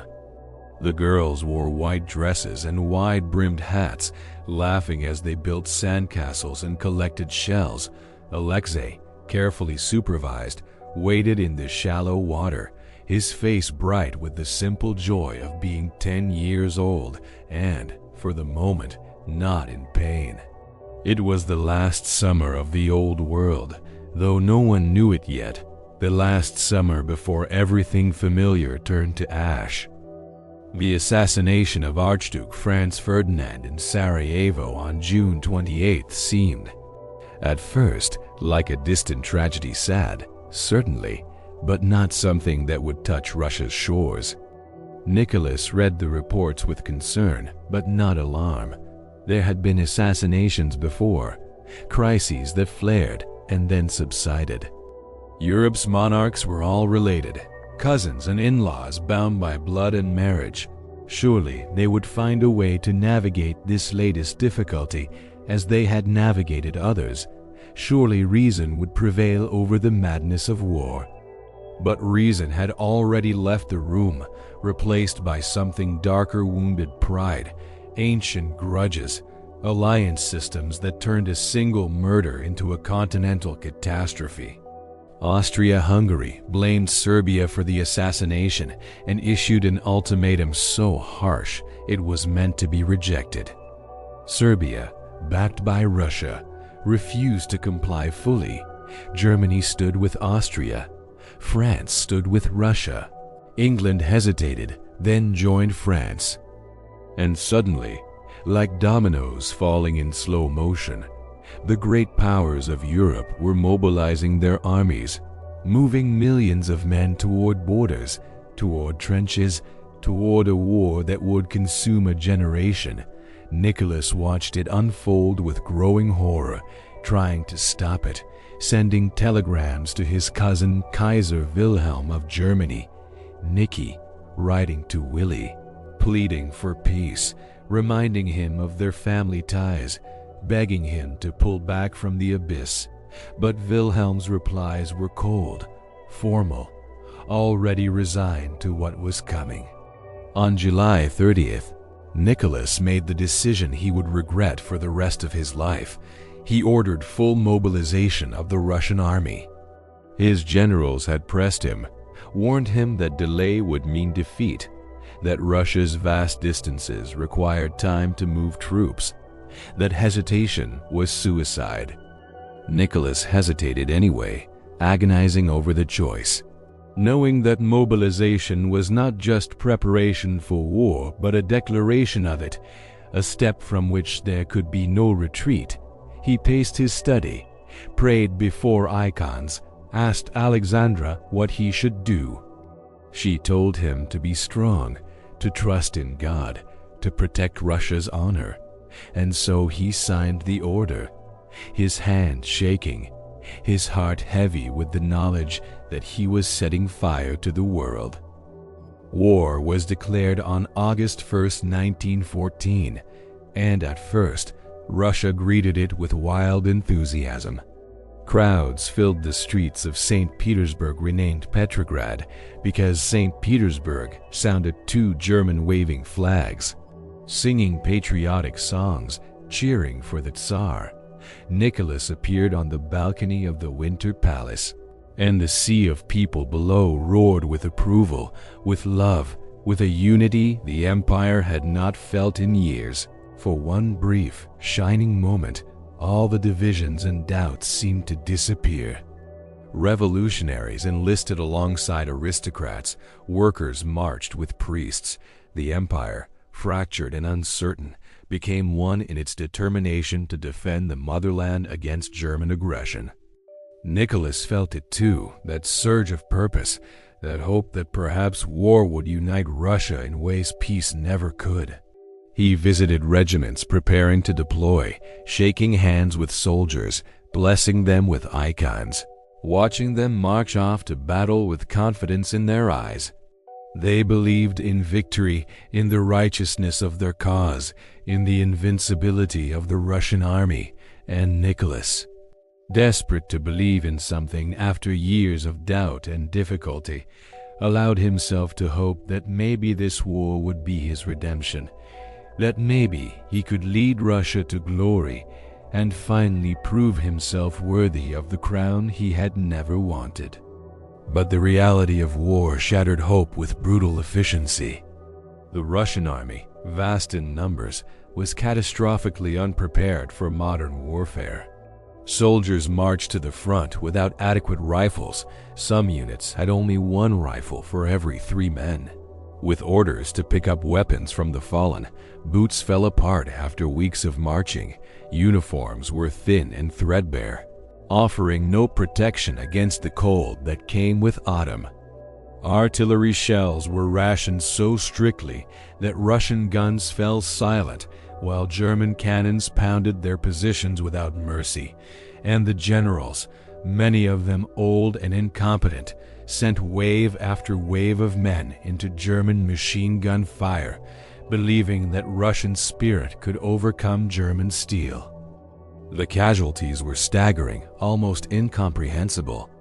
In the first months alone, Russia lost hundreds of thousands of men killed, wounded, captured, missing.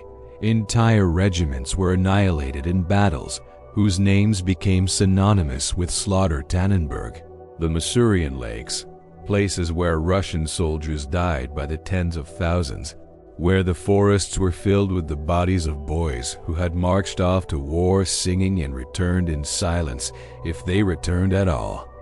Nicholas read the casualty reports and felt each number like a blow, each name a soul for which he was responsible, each death a mark against his reign.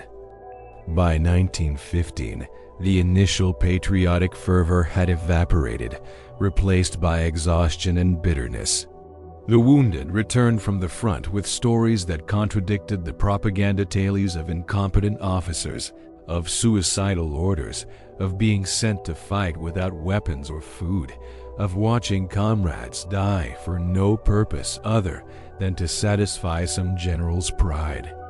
The hospitals overflowed with broken men, missing limbs and minds, their eyes hollow with what they had seen. Alexandra and her daughters worked in these hospitals, rolling bandages, assisting surgeries, trying to bring comfort to the dying. They wore nursing uniforms and scrubbed blood from their hands, and the daughters, especially Olga and Tatiana, old enough to understand, saw the true cost of their father's war written in flesh and bone. At home, the war was devouring everything. Factories that once produced consumer goods were converted to munitions production, but even then, they could not keep pace with demand. The railway system, strained beyond capacity, prioritized military transport, leaving food and fuel to rot at distant stations while cities starved. Bread lines grew longer, stretching around blocks, filled with women who waited hours in the cold for loaves that grew smaller and more expensive each week.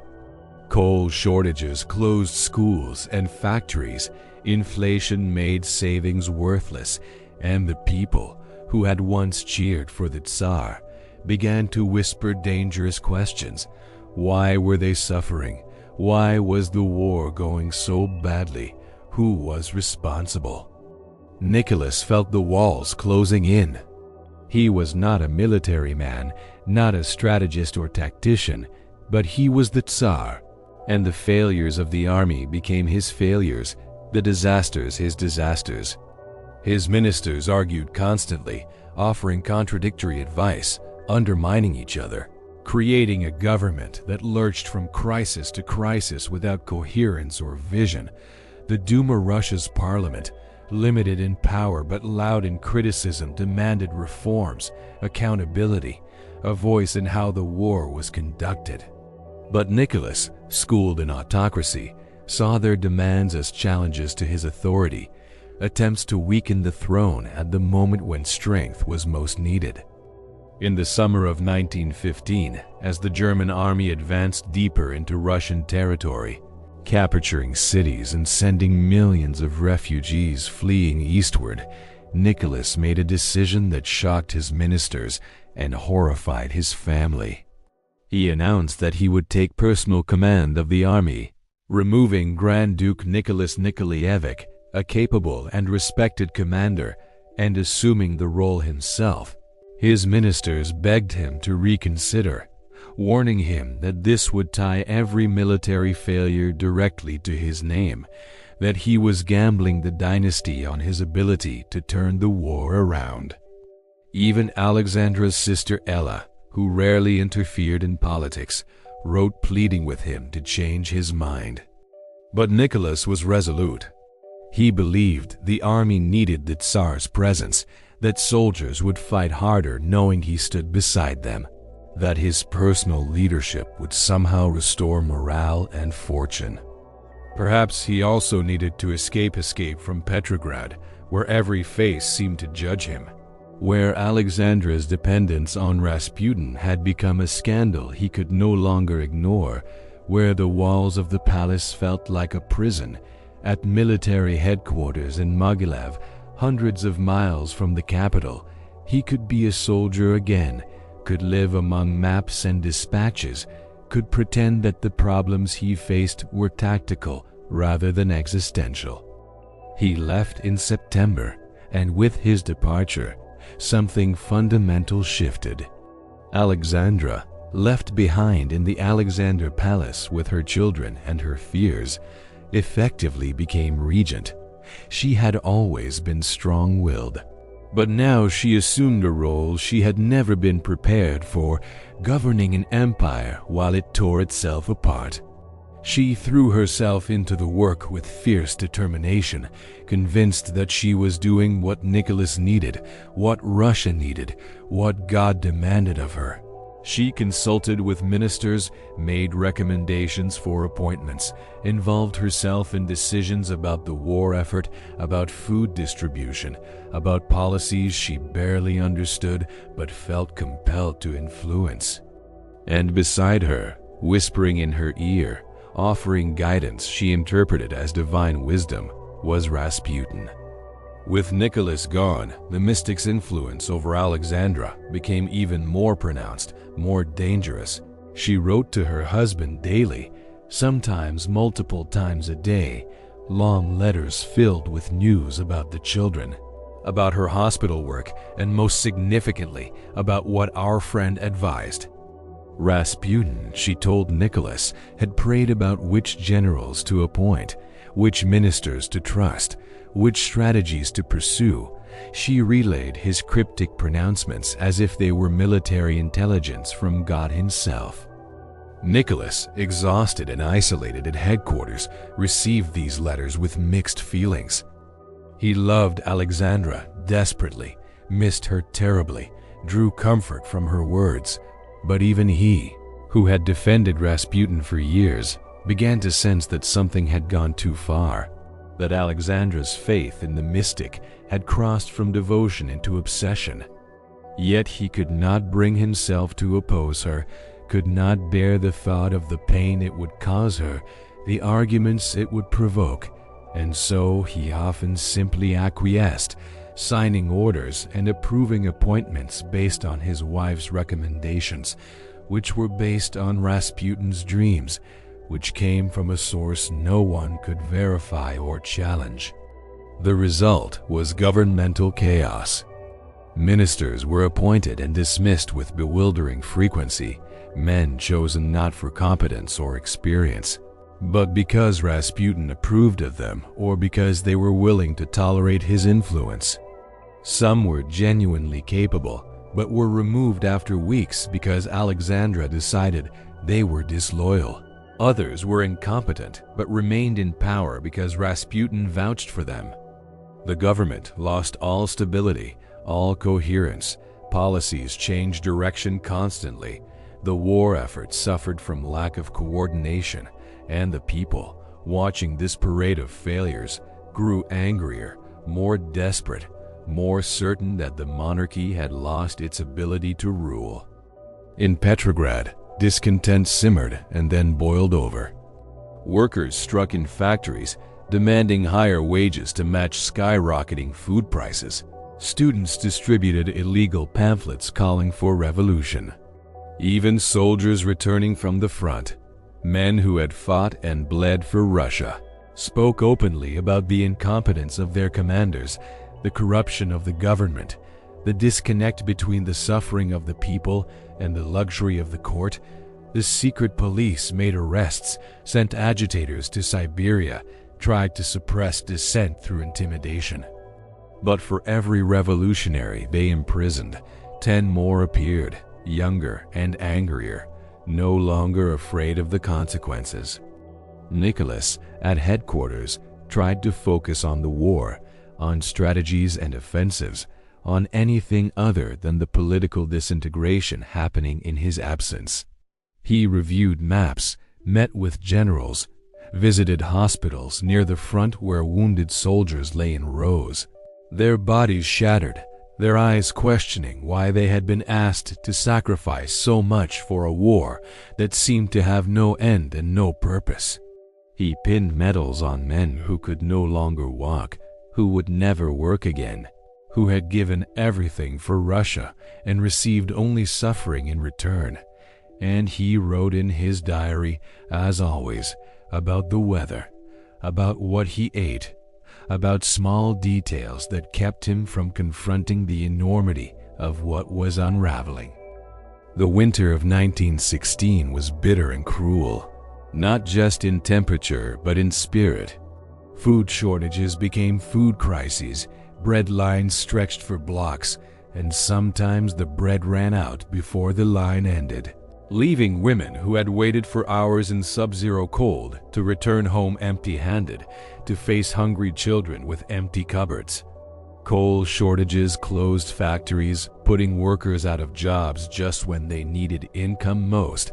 Trains broke down, frozen on tracks, their cargo of food spoiling while cities starved. And every day, the casualty lists grew longer, the names of the dead filling pages, each one a son or husband or father who would never come home. The aristocracy, insulated from the worst suffering but not from the danger, began to panic. They saw revolution coming, felt it in the air like an approaching storm, and they blamed Alexandra and Rasputin. In elegant drawing rooms and private clubs, princes and generals spoke openly about the need for action, perhaps a palace coup, perhaps forcing Nicholas to abdicate in favor of his son with a regent to rule until Alexei came of age, perhaps even eliminating Alexandra herself. These were treasonous thoughts, unthinkable a few years earlier, but desperation had eroded loyalty, replaced it with survival instinct. Grand Duke Nicholas Mikhailovich, Nicholas's own cousin, secured an audience with the Tsar and spoke with brutal honesty. "You are heading for disaster," he said, his voice shaking with emotion. "The people have lost faith in your government. They blame the Empress. They blame Rasputin. You must act now. Send Rasputin away. Appoint competent ministers. Give the Duma real power. If you do not, you will lose everything."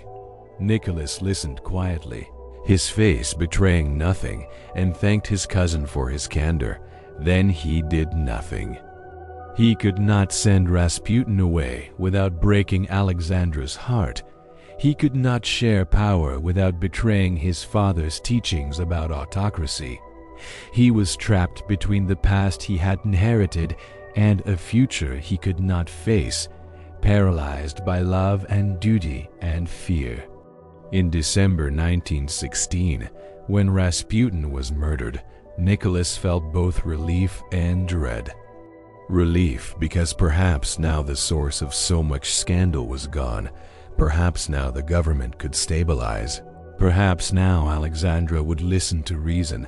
Dread because he knew how devastated she would be, how she would interpret it as betrayal, as the beginning of the end.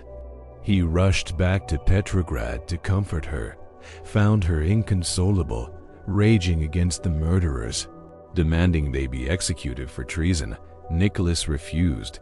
The killers were members of the imperial family and high aristocracy, and executing them would create martyrs, would widen the fractures already splitting the empire. Instead, he exiled them quietly, a compromise that satisfied no one. Alexandra retreated into mourning, draped in black, speaking to almost no one, attending only to Alexei and praying for hours before Rasputin's grave. She believed his prophecy that his death meant their destruction, and she waited for the end with a strange, fatalistic calm. Nicholas tried to carry on, returning to headquarters, issuing orders, meeting with generals who no longer quite met his eyes. But the machinery of empire was grinding to a halt, held together only by momentum and habit, the gears worn down, the engine failing. February 1917 arrived with cold so intense it felt like punishment, as if winter itself had turned against Russia. In Petrograd, the thermometer plunged below zero and stayed there, freezing the Neva River solid, turning streets into ice fields, making every breath a knife in the lungs. The city, once the jewel of the empire, had become a place of desperate survival. Coal was so scarce that families burned furniture to stay warm. Electricity was rationed, leaving neighborhoods in darkness for hours each day.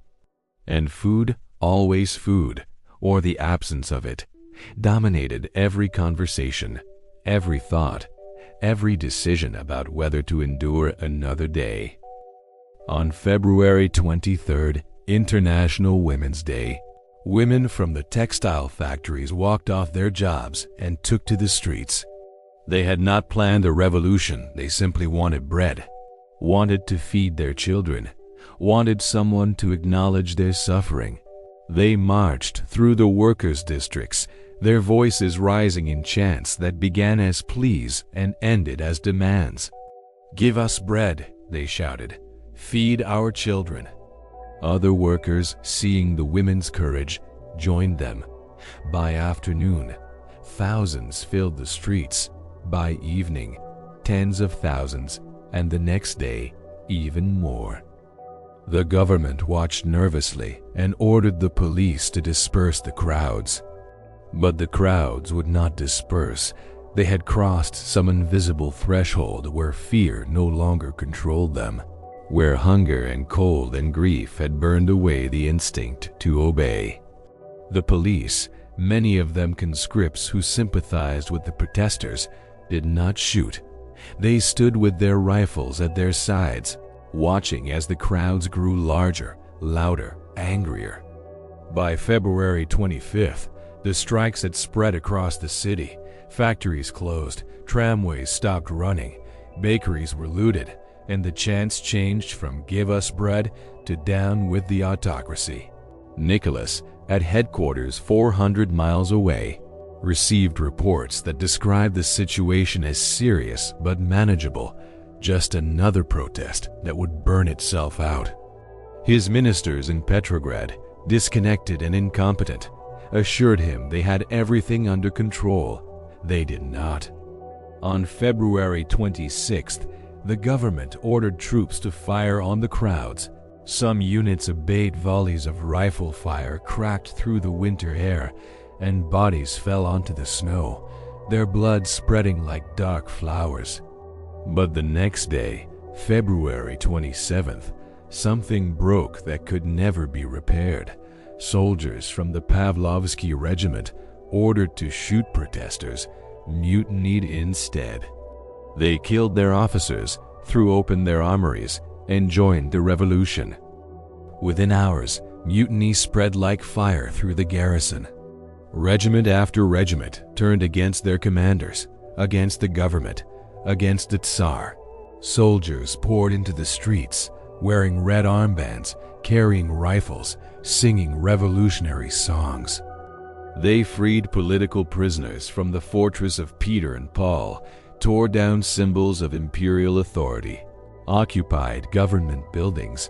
The Duma, that weak parliament Nicholas had barely tolerated, suddenly found itself the only institution with any legitimacy left. Reluctantly, fearfully, its leaders formed a provisional government, not to lead a revolution but to prevent chaos from consuming everything. Nicholas received the news in fragments telegrams that arrived hours late, reports that contradicted each other, messengers who could not quite meet his eyes. He did not understand, at first, the magnitude of what was happening. He thought it was another disturbance, larger than usual perhaps, but something that could be suppressed with a show of force. He ordered troops from the front to march on Petrograd, to restore order, to defend the throne, but the troops never arrived. Railway workers, now in revolt themselves, blocked the tracks. Telegraph operators refused to send his messages. The machinery of state that had always obeyed him without question had simply stopped working. By March 1st, the reality became inescapable. The capital had fallen to revolution, the government had collapsed, the army garrison had defected, and the crowds, now hundreds of thousands strong, were demanding that Nicholas abdicate. Not reform, not compromise, abdication, the end of his reign, the end of the dynasty, the end of 300 years of Romanov rule. Nicholas sat in his railway car, stalled at a provincial station because revolutionaries controlled the tracks ahead, and stared at the telegrams spread before him like a judgment. He had tried, in his way, to be a good Tsar. He had loved his family, prayed to God, done what he thought was right, and it had not been enough. It would never have been enough. His generals came to him, one by one, men who had sworn oaths of loyalty, who had fought under his command. And one by one, they told him the same thing. He must abdicate, not because they hated him, but because there was no other choice. The army would not fight for him. The people would not accept him if he refused. Russia would descend into civil war. The front would collapse. Germany would invade, and millions more would die. They spoke with heavy hearts but unwavering conviction, and Nicholas, reading their faces, understood that the decision had already been made. He was not being asked to abdicate. He was being told that his reign was already over. On the night of March 2nd, in that railway car that had become a prison, Nicholas sat with a pen in his hand and a blank abdication document before him. Outside, snow fell softly, indifferent to history. Inside, a single lamp cast shadows that made his face look older, more lined, more tired than his 48 years. He thought of Alexandra, of his children, of Alexei who would never be Tsar, of the empire he had inherited and failed to preserve. He thought of his father's warning, "Never let them weaken you," and felt the bitter irony that he had weakened himself, not through cruelty but through kindness, not through strength but through love. He signed the document in 2 swift strokes, his handwriting steady despite everything. He abdicated not just for himself, but for Alexei too, knowing that his son's hemophilia made him unfit to rule, that even if the dynasty survived, it could not survive through a child who might bleed to death from a scraped knee. He named his brother, Grand Duke Michael, as his successor, though even as he wrote the name, he suspected it was meaningless, that Russia had moved beyond monarchy, beyond Romanovs, beyond the world Nicholas had known. Grand Duke Michael, when informed, refused the throne. He was not a fool. He saw that accepting it meant death, that the revolution would not spare anyone who claimed imperial authority, and so, with his refusal, the dynasty ended not with violence or drama, but with a quiet declination, a shaking of the head, a decision to survive rather than reign. 300 years of Romanov rule concluded in a railway car and a hesitant conversation, in ink on paper and words that could not be unsaid. Nicholas, no longer Tsar, felt an emotion he had not expected relief. The weight he had carried for 23 years lifted, not entirely, but enough that he could breathe. He was no longer responsible for an empire, no longer required to make impossible decisions, no longer trapped between duty and love. He was just a man now, just Nicholas, and perhaps that was all he had ever wanted to be. He wrote in his diary that night, the entry heartbreakingly simple. At 1 o'clock this afternoon, I signed my abdication. All around is treachery, cowardice, and deceit. At 1 o'clock this afternoon, I signed my abdication. All around is treachery, cowardice, and deceit. The news of the abdication spread through Russia like lightning. In Petrograd, crowds celebrated in the streets, tearing down imperial eagles, burning portraits of the Tsar, dancing on the ruins of autocracy. Workers who had suffered for years saw it as liberation. as the dawn of a new age where power would belong to the people rather than one family. Soldiers at the front, hearing the news, cheered and threw their caps in the air, believing that the war might finally end, that they might go home to their families. Even in conservative circles, among aristocrats who had supported the monarchy, there was a sense of inevitability, of resignation. The Tsar had abdicated, and perhaps it was for the best. Perhaps Russia could rebuild now. But in the Alexander Palace, where Alexandra waited with her children, the news arrived like a death sentence. She had believed, against all evidence, that Nicholas would prevail, that God would protect them, that the dynasty was eternal. When she learned of the abdication, she did not cry. She had no tears left. She simply gathered her children and told them that their father was coming home, that they would be together, that whatever happened, they would face it as a family. The girls, sensing the finality in her voice, held each other.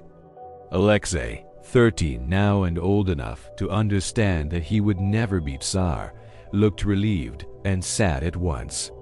Nicholas returned to them on March 9th, traveling under guard, no longer emperor but prisoner.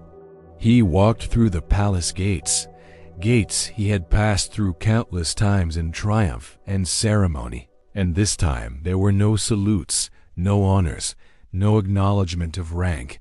He was Colonel Romanov now, that was all, a former officer in his own army. Alexandra met him at the door, and they embraced without words. Two people who had loved each other through everything and lost everything because of that love. The children gathered around, and for a moment, in that embrace, they were just a family, ordinary and afraid, and clinging to each other, while the world outside roared with revolution. The provisional government, nervous and uncertain about what to do with the former Tsar, placed the family under house arrest in the Alexander Palace. They were prisoners now, guarded by soldiers who had once protected them, confined to rooms where they had once ruled. The empire Nicholas had inherited was gone, shattered into pieces that would never fit together again. The throne he had never wanted was finally taken from him, and with it went any illusion of safety, any hope that their story might end quietly, peacefully, with dignity intact. The world had burned. The throne had cracked, and Nicholas, Alexandra, and their children stood in the ashes, waiting to discover what comes after the end of everything you have ever known. House arrest is a strange kind of captivity. Walls remain familiar, routines continue, yet everything has changed. The Alexander Palace, which had once been a sanctuary where the family escaped the demands of empire, became a gilded cage where former royalty learned what it meant to be prisoners in their own home. Soldiers stood guard at every door, rifles slung over their shoulders, watching the Romanovs with expressions that ranged from pity to contempt. The family could walk in the gardens, but only within prescribed boundaries, only under supervision, only when permitted. They could gather for meals, but soldiers searched their food first, suspicious of poison or secret messages baked into bread. They lived surrounded by possessions accumulated over lifetimes, yet owned nothing, controlled nothing, decided nothing. Nicholas adjusted to this new reality with surprising grace, or perhaps it was simply exhaustion disguised as acceptance. For 23 years he had carried the weight of an empire, made decisions that affected millions, lived with constant pressure and scrutiny. Now, stripped of crown and authority, he discovered a peculiar lightness. He was no longer responsible for Russia's fate. That burden had passed to others, and if they failed, it would not be his failure. He spent his days reading, playing with his children, working in the garden where he chopped wood and cleared snow with the physical labor he had always found soothing.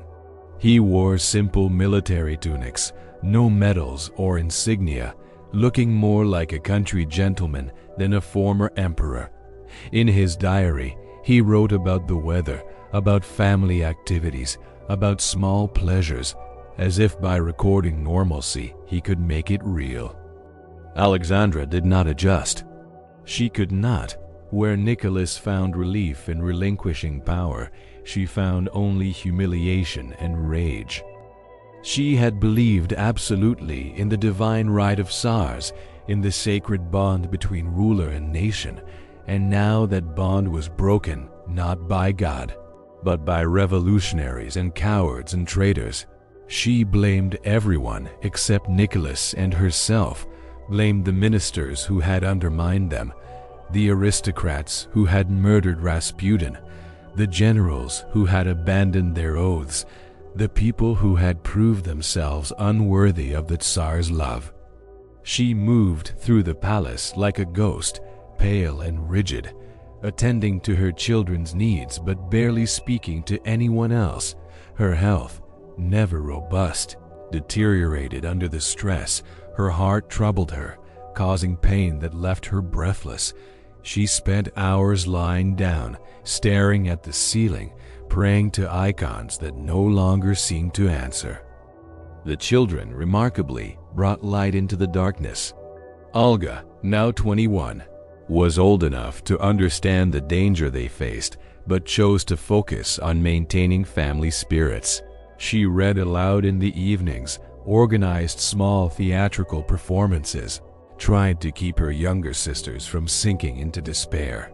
Tatiana, 19, practical and efficient, took charge of daily routines, ensuring meals were prepared, rooms were kept tidy, that some semblance of order persisted amid chaos. Maria, 17, offered sweetness and optimism, finding reasons to smile even when there seemed none. And Anastasia, 15, the youngest and wildest, made jokes, played pranks on the guards, refused to let captivity crush her spirit. She was the one who could still make her father laugh, who reminded them all that they were alive. That laughter was not yet forbidden. Alexei, 13 now, was perhaps the most affected by the change. He had been raised to be Tsar, educated in history and statecraft, taught that he would one day rule the largest empire on earth, and now, suddenly, that future had vanished. He would never be Tsar. He would never command armies or issue decrees. He was just a boy with a disease that made him fragile, living under God in his own home. Yet there was relief in it too. He no longer had to bear the weight of expectation, no longer had to hide his illness as a shameful secret. He could be himself, could spend time with his family, could enjoy simple pleasures without the shadow of destiny hanging over him.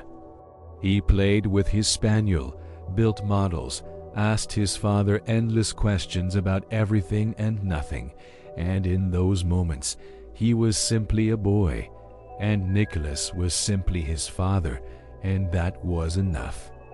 The provisional government, uncertain what to do with the former Tsar, debated his fate endlessly.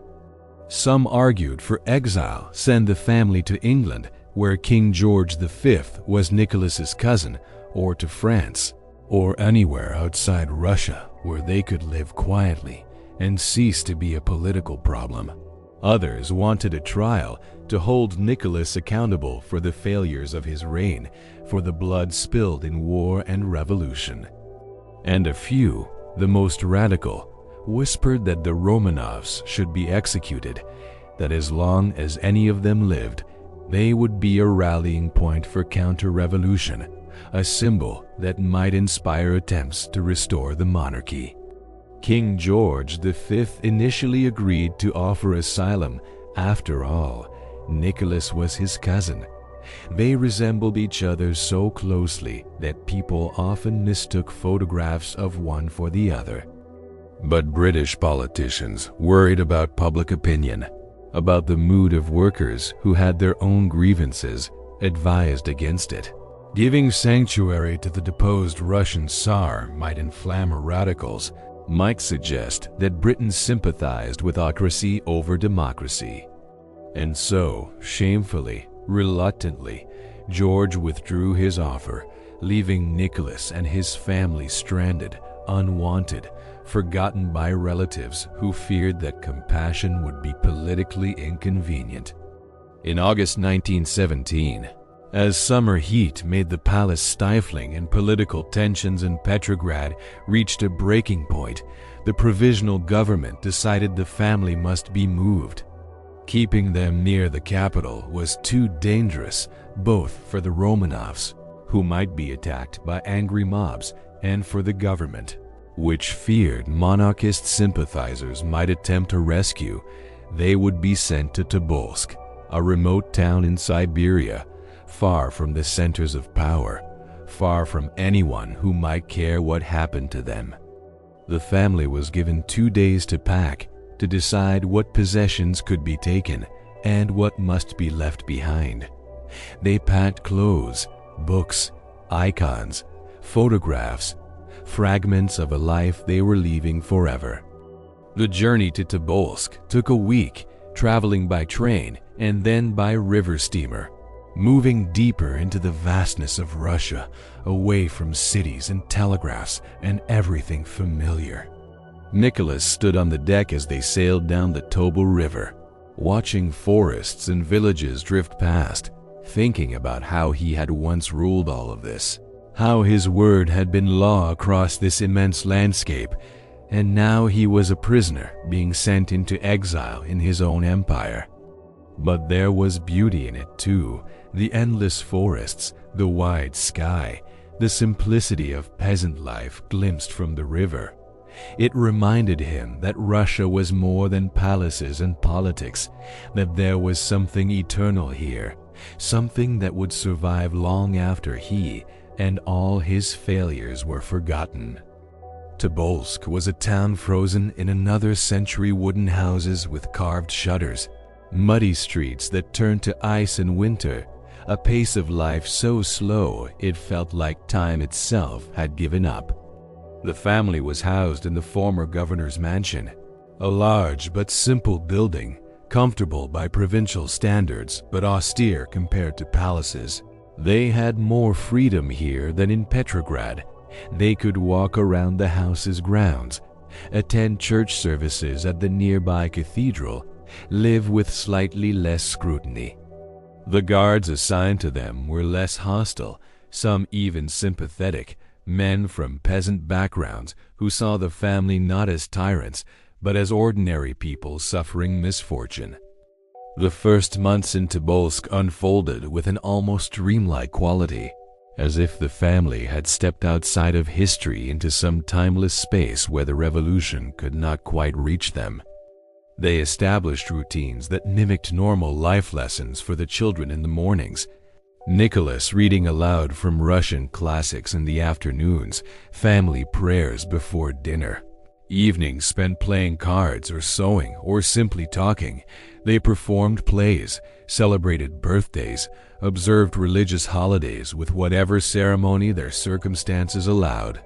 Snow fell early and deep that year, burying Tobolsk in white silence, and the family bundled in furs and ventured outside to build snow mountains that the children could slide down, laughing and tumbling like children anywhere, as if captivity were just another game.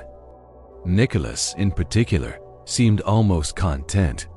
He chopped wood for hours each day, the physical labor satisfying in a way that signing documents never had been. He built a snow platform so the family could exercise in the clean air. He read voraciously history, literature, anything he could find, and in the evenings he read these books aloud, his voice filling the rooms with stories of other times, other lives. He wrote in his diary with the same dutiful regularity, recording temperatures and menus, visits from the few local people permitted to see them, the small dramas of daily existence. He rarely wrote about politics or the future, as if by ignoring those topics he could keep them at bay. Alexandra struggled more. The isolation, which gave Nicholas peace, gave her only time to brood. She missed Rasputin desperately, missed his certainty, his promises that God protected them. She wrote letters she was not allowed to send, long outpourings of faith and defiance, insisting that loyal Russians would rise up, that the monarchy would be restored, that this captivity was temporary. The letters were confiscated, read by guards, filed away as evidence of her delusions. Her health continued to deteriorate. Her heart troubled her constantly, leaving her weak and breathless. Confined to bed for days at a time, the daughters nursed her with tender devotion, bringing her tea, reading to her, sitting quietly so she would not feel alone. Outside their cocoon, Russia was tearing itself apart. The provisional government, which had never been strong, was collapsing under the weight of continuing the war, managing the economy, and satisfying the radical demands of workers and soldiers. In November 1917, as winter closed in on Tobolsk, the Bolsheviks led by Vladimir Lenin seized power in Petrograd. It was not a revolution of the masses, but a coup, a small group of disciplined revolutionaries taking control while others hesitated. The Bolsheviks promised peace, land, and bread. They promised to end the war with Germany, redistribute aristocratic estates to peasants, give power to workers' councils, and they promised that the old world, the world of tsars and nobles and privilege, would be swept away completely, replaced by a socialist paradise where all were equal. News of the Bolshevik takeover reached Tobolsk slowly, filtered through rumors and occasional newspapers. The family understood that their situation had changed, though they could not yet grasp how fundamentally the provisional government had been weak but not murderous, uncertain but not ideological. The Bolsheviks were different. They saw the Romanovs not as unfortunate people, but as symbols of oppression, as class enemies whose very existence was an insult to the revolution. Under Bolshevik rule, the question was no longer whether the family would be exiled, but whether they would be allowed to live. The guards in Tobolsk changed. The sympathetic soldiers who had treated the family with respect were replaced by harder men, Bolshevik loyalists who called Nicholas citizen Romanov and refused to show any deference to former rank.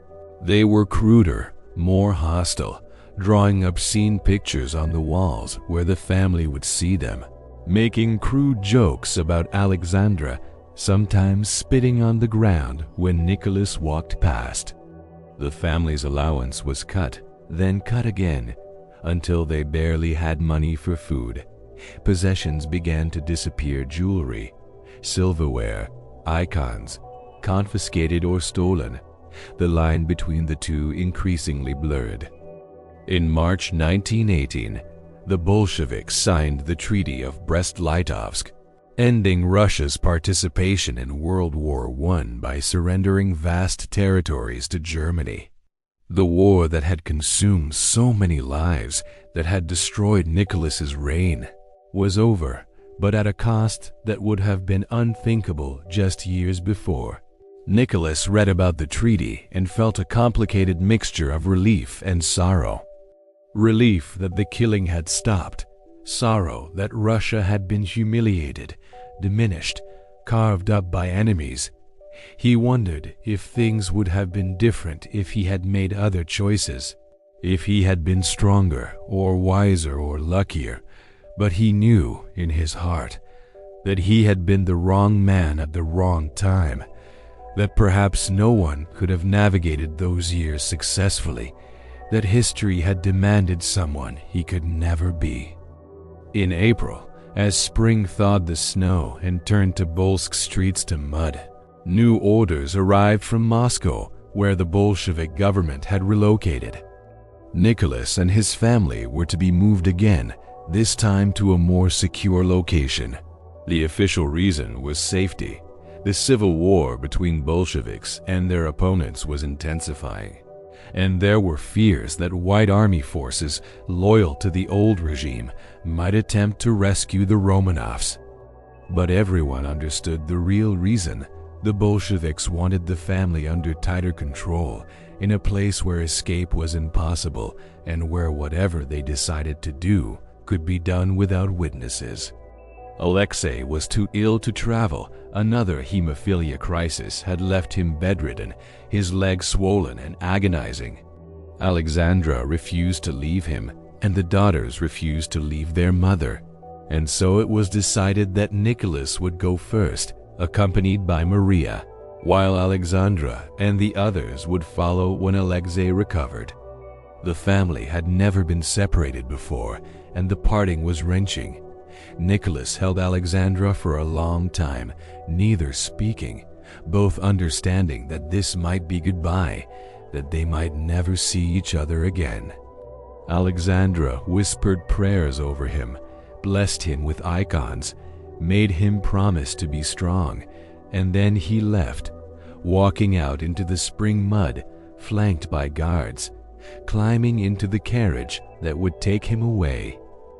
They traveled for days, by cart and train, deeper into the Ural Mountains, until they reached Ekaterinburg, a grim industrial city where Bolshevik control was absolute and sympathy for the Romanovs was non-existent.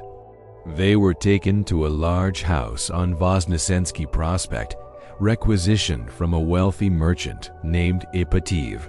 It had been converted into a prison-high wooden fences erected around it, windows whitewashed so no one could see in or out, guards posted at every entrance.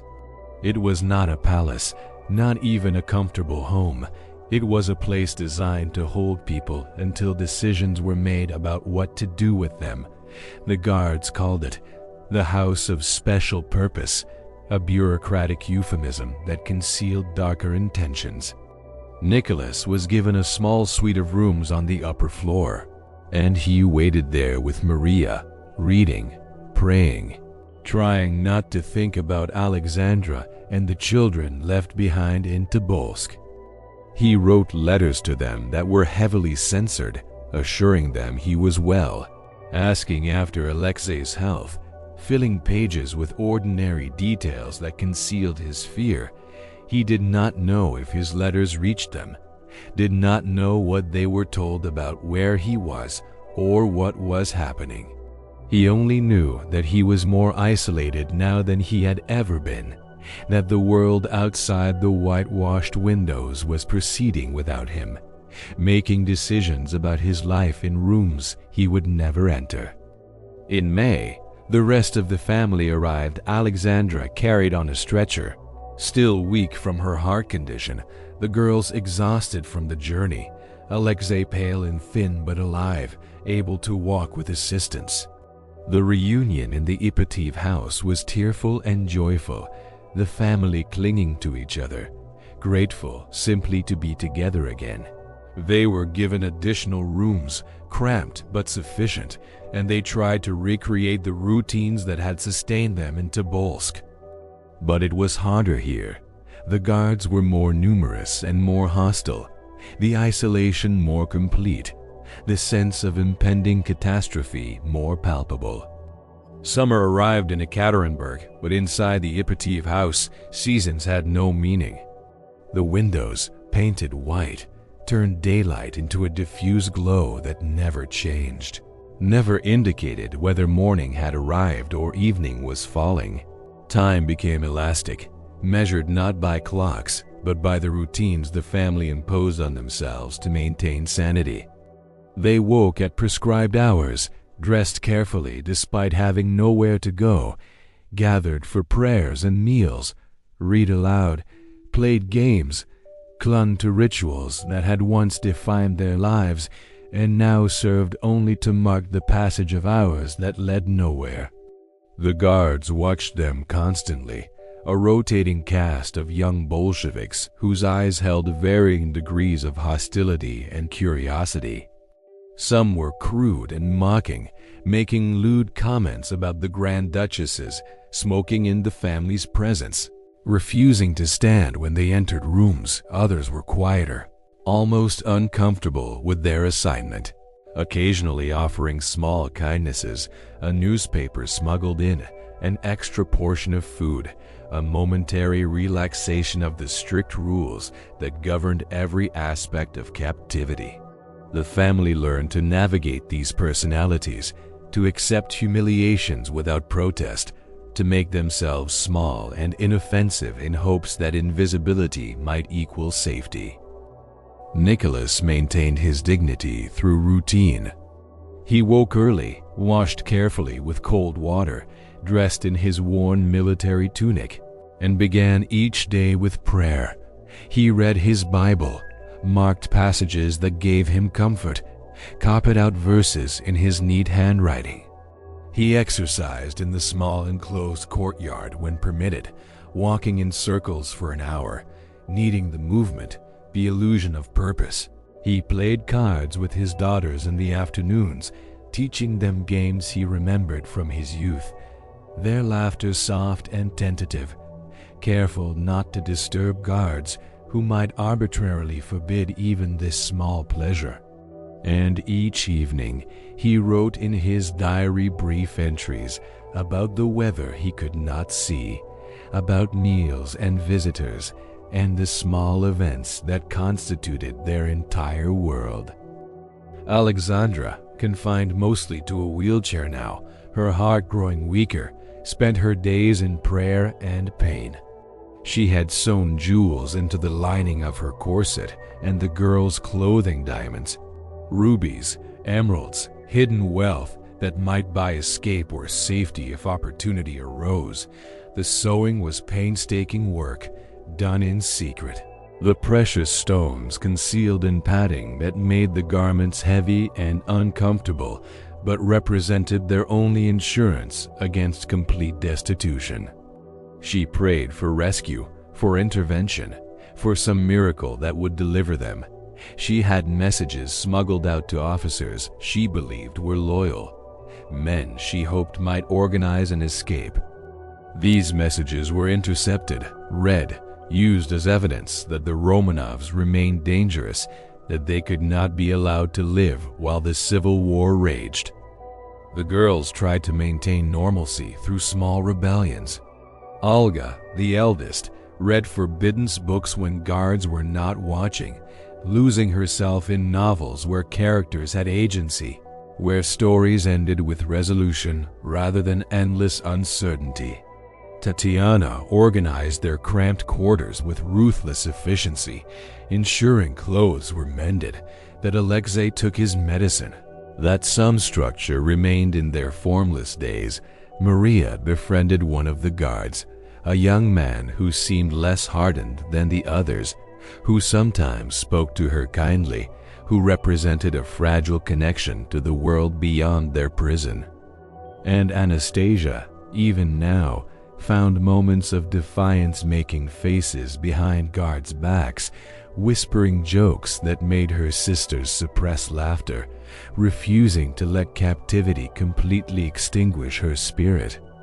Alexei, increasingly aware that he would never be Tsar, never grow old enough to rule or marry or live any kind of normal life, withdrew into himself. He played with his few remaining toys, a small boat, some tin soldiers, with the absorption of someone constructing an alternate reality. He was kind to his sisters, patient with his mother's anxieties, but he spoke less than he once had, as if language had lost its purpose. Sometimes Nicholas would find him simply staring at the whitewashed windows, and when asked what he was thinking, Alexei would shake his head and smile sadly, too young to articulate despair, but old enough to feel it. In late June, the commandant of the Ipativ house changed. The relatively lenient Alexander Avdiv was replaced by Yakov Yurovsky, a Bolshevik true believer with cold eyes and absolute conviction that the Romanovs represented everything that must be destroyed for the revolution to succeed. He tightened security, immediately increased the guards, forbade the nuns who had been bringing supplies from entering, confiscated the remaining valuables he could find. He watched the family with clinical detachment, as if they were not people but problems requiring solution, and he began making quiet preparations, though the family did not yet know for what. The civil war was intensifying, and the Bolsheviks' hold on the Urals region was weakening. The Czech Legion, former prisoners of war fighting their way out of Russia, and White Army forces were advancing toward Ekaterinburg. If they captured the city, their first objective would be rescuing the Romanovs, restoring them as symbols of legitimate authority against Bolshevik usurpers. Lenin and the Bolshevik leadership, facing this possibility, made a decision that would solve the problem permanently. The order was sent by telegraph, encrypted and brief. The Romanovs were to be executed, all of them. No trials, no public announcements, no debate. They were simply to cease existing. Yurovsky received the order without emotion and began his preparations. He selected a squad of men he trusted to carry it out, requisitioned weapons, chose the location, the basement of the Ipativ house, a semi-subterranean room with a single window high on the wall, accessible through the main house but sufficiently isolated that sounds might not carry to neighbors. He arranged for a truck to transport bodies, for acid and fire to dispose of remains, for the whole operation to be completed in a single night, efficiently and finally. And he waited for the right moment, the night when everything aligned. On July 16, 1918, as summer dusk settled over Ekaterinburg, the family followed their usual evening routine. They had dinner together, simple fare, soup and bread, and then gathered in the main room where Nicholas read aloud from a book about the Antichrist. A darkly appropriate choice, though no one remarked on it. Alexandra sat in her wheelchair, her face drawn with pain. The girls did needlework, their fingers moving mechanically through patterns they could complete without thinking. Alexei sat on his father's lap, something he was really too old for, but that gave them both comfort. They looked like what they were, a tired family enduring hardship together, bound by love in a situation they could not control. Around midnight, Yurovsky appeared at their door and told them they needed to move to the lower floor. There were disturbances in the city. He said, shooting, and they would be safer in the basement. The family, accustomed to arbitrary orders, complied without argument. Alexandra, too weak to walk, was helped into her wheelchair by her daughters. Nicholas carried Alexei, the boy's thin arms around his father's neck. They descended the stairs slowly. Nicholas, Alexandra, the four daughters, Alexei, their personal physician doctor, Botkin, their cook, their valet, and Anna Demidova, Alexandra's maid. 11 people moving through darkened hallways toward a room they had never entered before. The basement room was small and empty, with a single electric bulb casting harsh light on bare walls. Yurovsky told them to wait, that transportation was being arranged. Nicholas asked for chairs. Alexandra could not stand for long, and Alexei was tired. 2 chairs were brought, and Alexandra sat in one, Alexei in the other. The daughters stood behind their mother, instinctively protective. Nicholas stood in front of his son, one hand resting on the boy's shoulder. Dr. Botkin and the servants arranged themselves to the side. They waited in silence, too tired for conversation, perhaps sensing something but unable to name it, unable to believe that this night would be different from all the other nights of captivity. Yurovsky left the room, and in the hallway, His execution squad assembled 11 men, many of them drunk to fortify their courage, armed with revolvers and rifles. They entered the basement room in a line, and the family looked up, confused, not yet alarmed. Yurovsky pulled out a piece of paper and began to read in a flat, bureaucratic voice. Nikolai Alexandrovich, in view of the fact that your relatives are continuing their attack on Soviet Russia, the Ural Executive Committee has decided to execute you. Nicholas, understanding now, turned to face him, his face registering shock and disbelief. What? He said, and those were his last words. Yurovsky drew his revolver and fired, point blank, into Nicholas's chest. The sound was deafening in the enclosed space, and in the confusion that followed screams, smoke, chaos, the rest of the execution squad opened fire. The room exploded into horror. Gunfire filled the small space with sound so overwhelming it ceased to be sound and became something physical. A force that crushed thought and breath. Bullets tore through the air, ricocheting off walls, striking bodies that fell or tried to fall or simply stood frozen in the instant before death. Alexandra and Olga tried to make the sign of the cross but died before their hands could complete the gesture, their bodies jerking as bullets found them, their eyes wide with the terrible understanding that this was the end, that no miracle was coming, that God had looked away. The daughters screamed, a chorus of terror that cut through even the gunfire, and they ran not toward escape. There was no escape but toward each other, clustering together in that instinctive animal need to not die alone. The bullets struck them but did not kill immediately.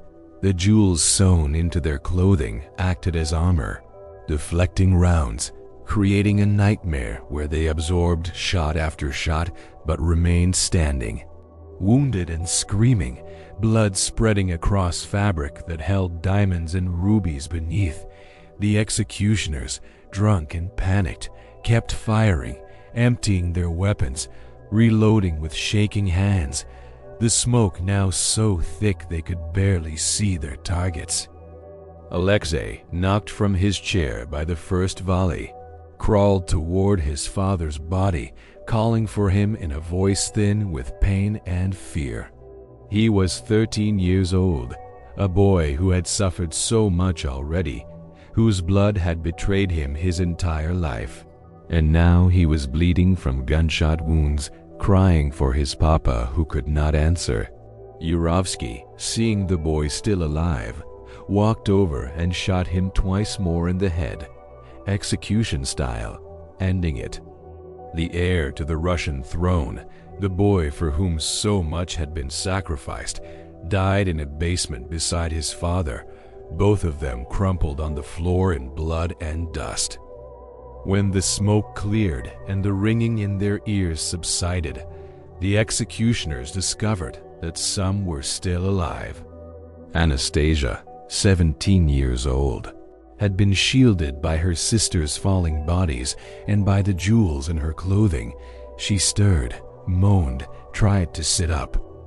A guard approached her with a bayonet and stabbed her repeatedly, but the jewels turned even that blade, and she continued to cry out, her voice high and terrified, until finally someone fired into her head at close range, and she was silent.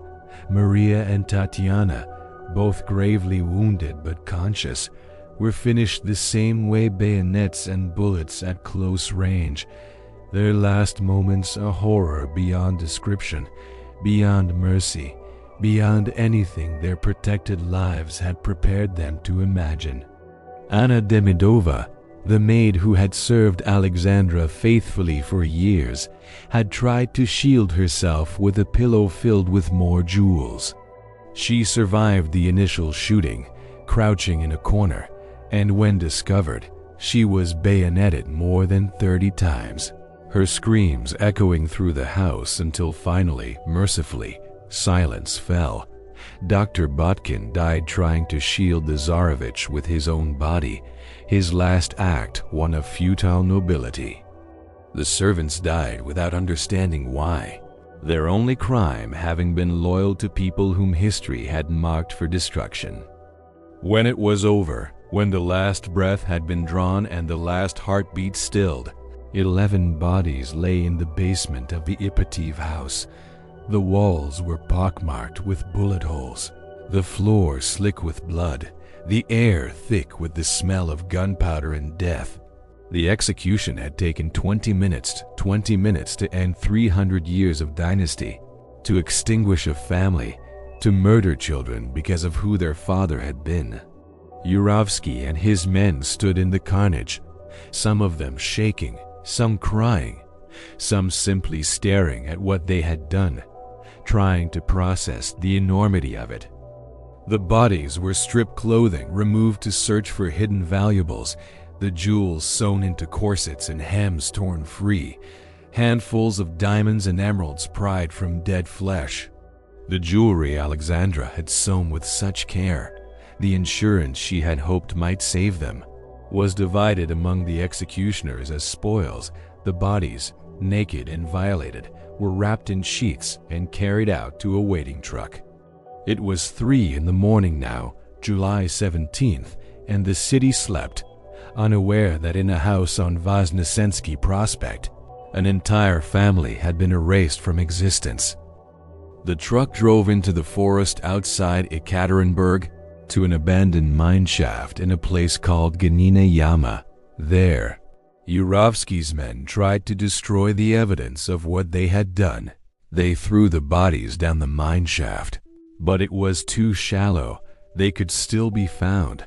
They tried to burn them, dousing the remains in gasoline and sulfuric acid, but human bodies do not burn easily, and the fire would not take. For 2 days, they labored in the forest, chopping, burning, burying, driven by the need to make the Romanovs disappear so completely that no trace would remain, no graves for sympathizers to mourn at, no relics to become symbols of resistance.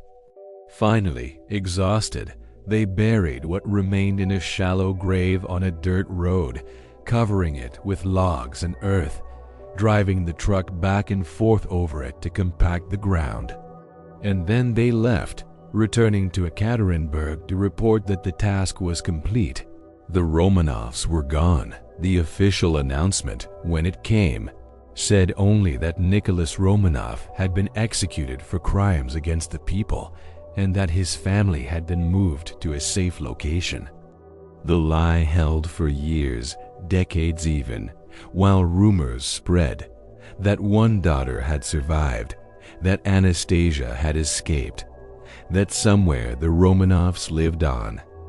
But they did not live on. They died together in a basement, murdered because they were symbols of a world the revolution sought to destroy, because keeping them alive was inconvenient, because in the brutal calculus of civil war, children and servants and innocent lives counted for nothing against political necessity.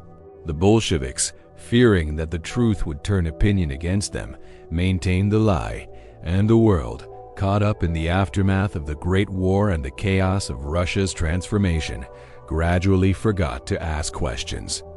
In the forest, the grave remained undiscovered for decades, hidden beneath Soviet silence, beneath roads built over it, beneath the weight of history moving relentlessly forward.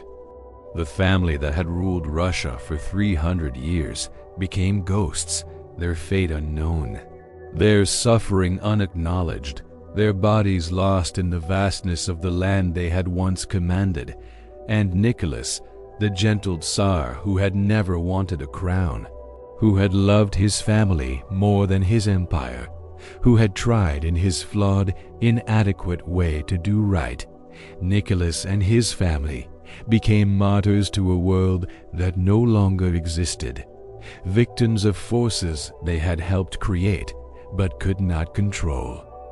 Years later, decades later, after the Soviet Union itself had fallen, After the Bolshevik dream had turned to dust, the grave was finally found. Scientists exhumed the remains, pieced together from fragments and DNA evidence who had lain there all those years. And on a summer day in 1998, 80 years after their murder, the Romanovs were finally given the burial they had been denied, interred with ceremony in the Cathedral of St. Peter and Paul in St. Petersburg, where generations of their ancestors rested, where the dynasty that had begun with such promise had finally irrevocably ended. The story of Nicholas II is not one of glory or triumph.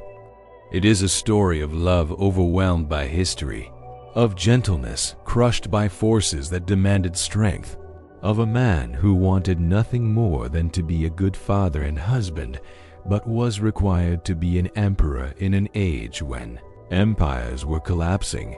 He made mistakes, terrible mistakes that cost millions of lives, that accelerated Russia's descent into chaos.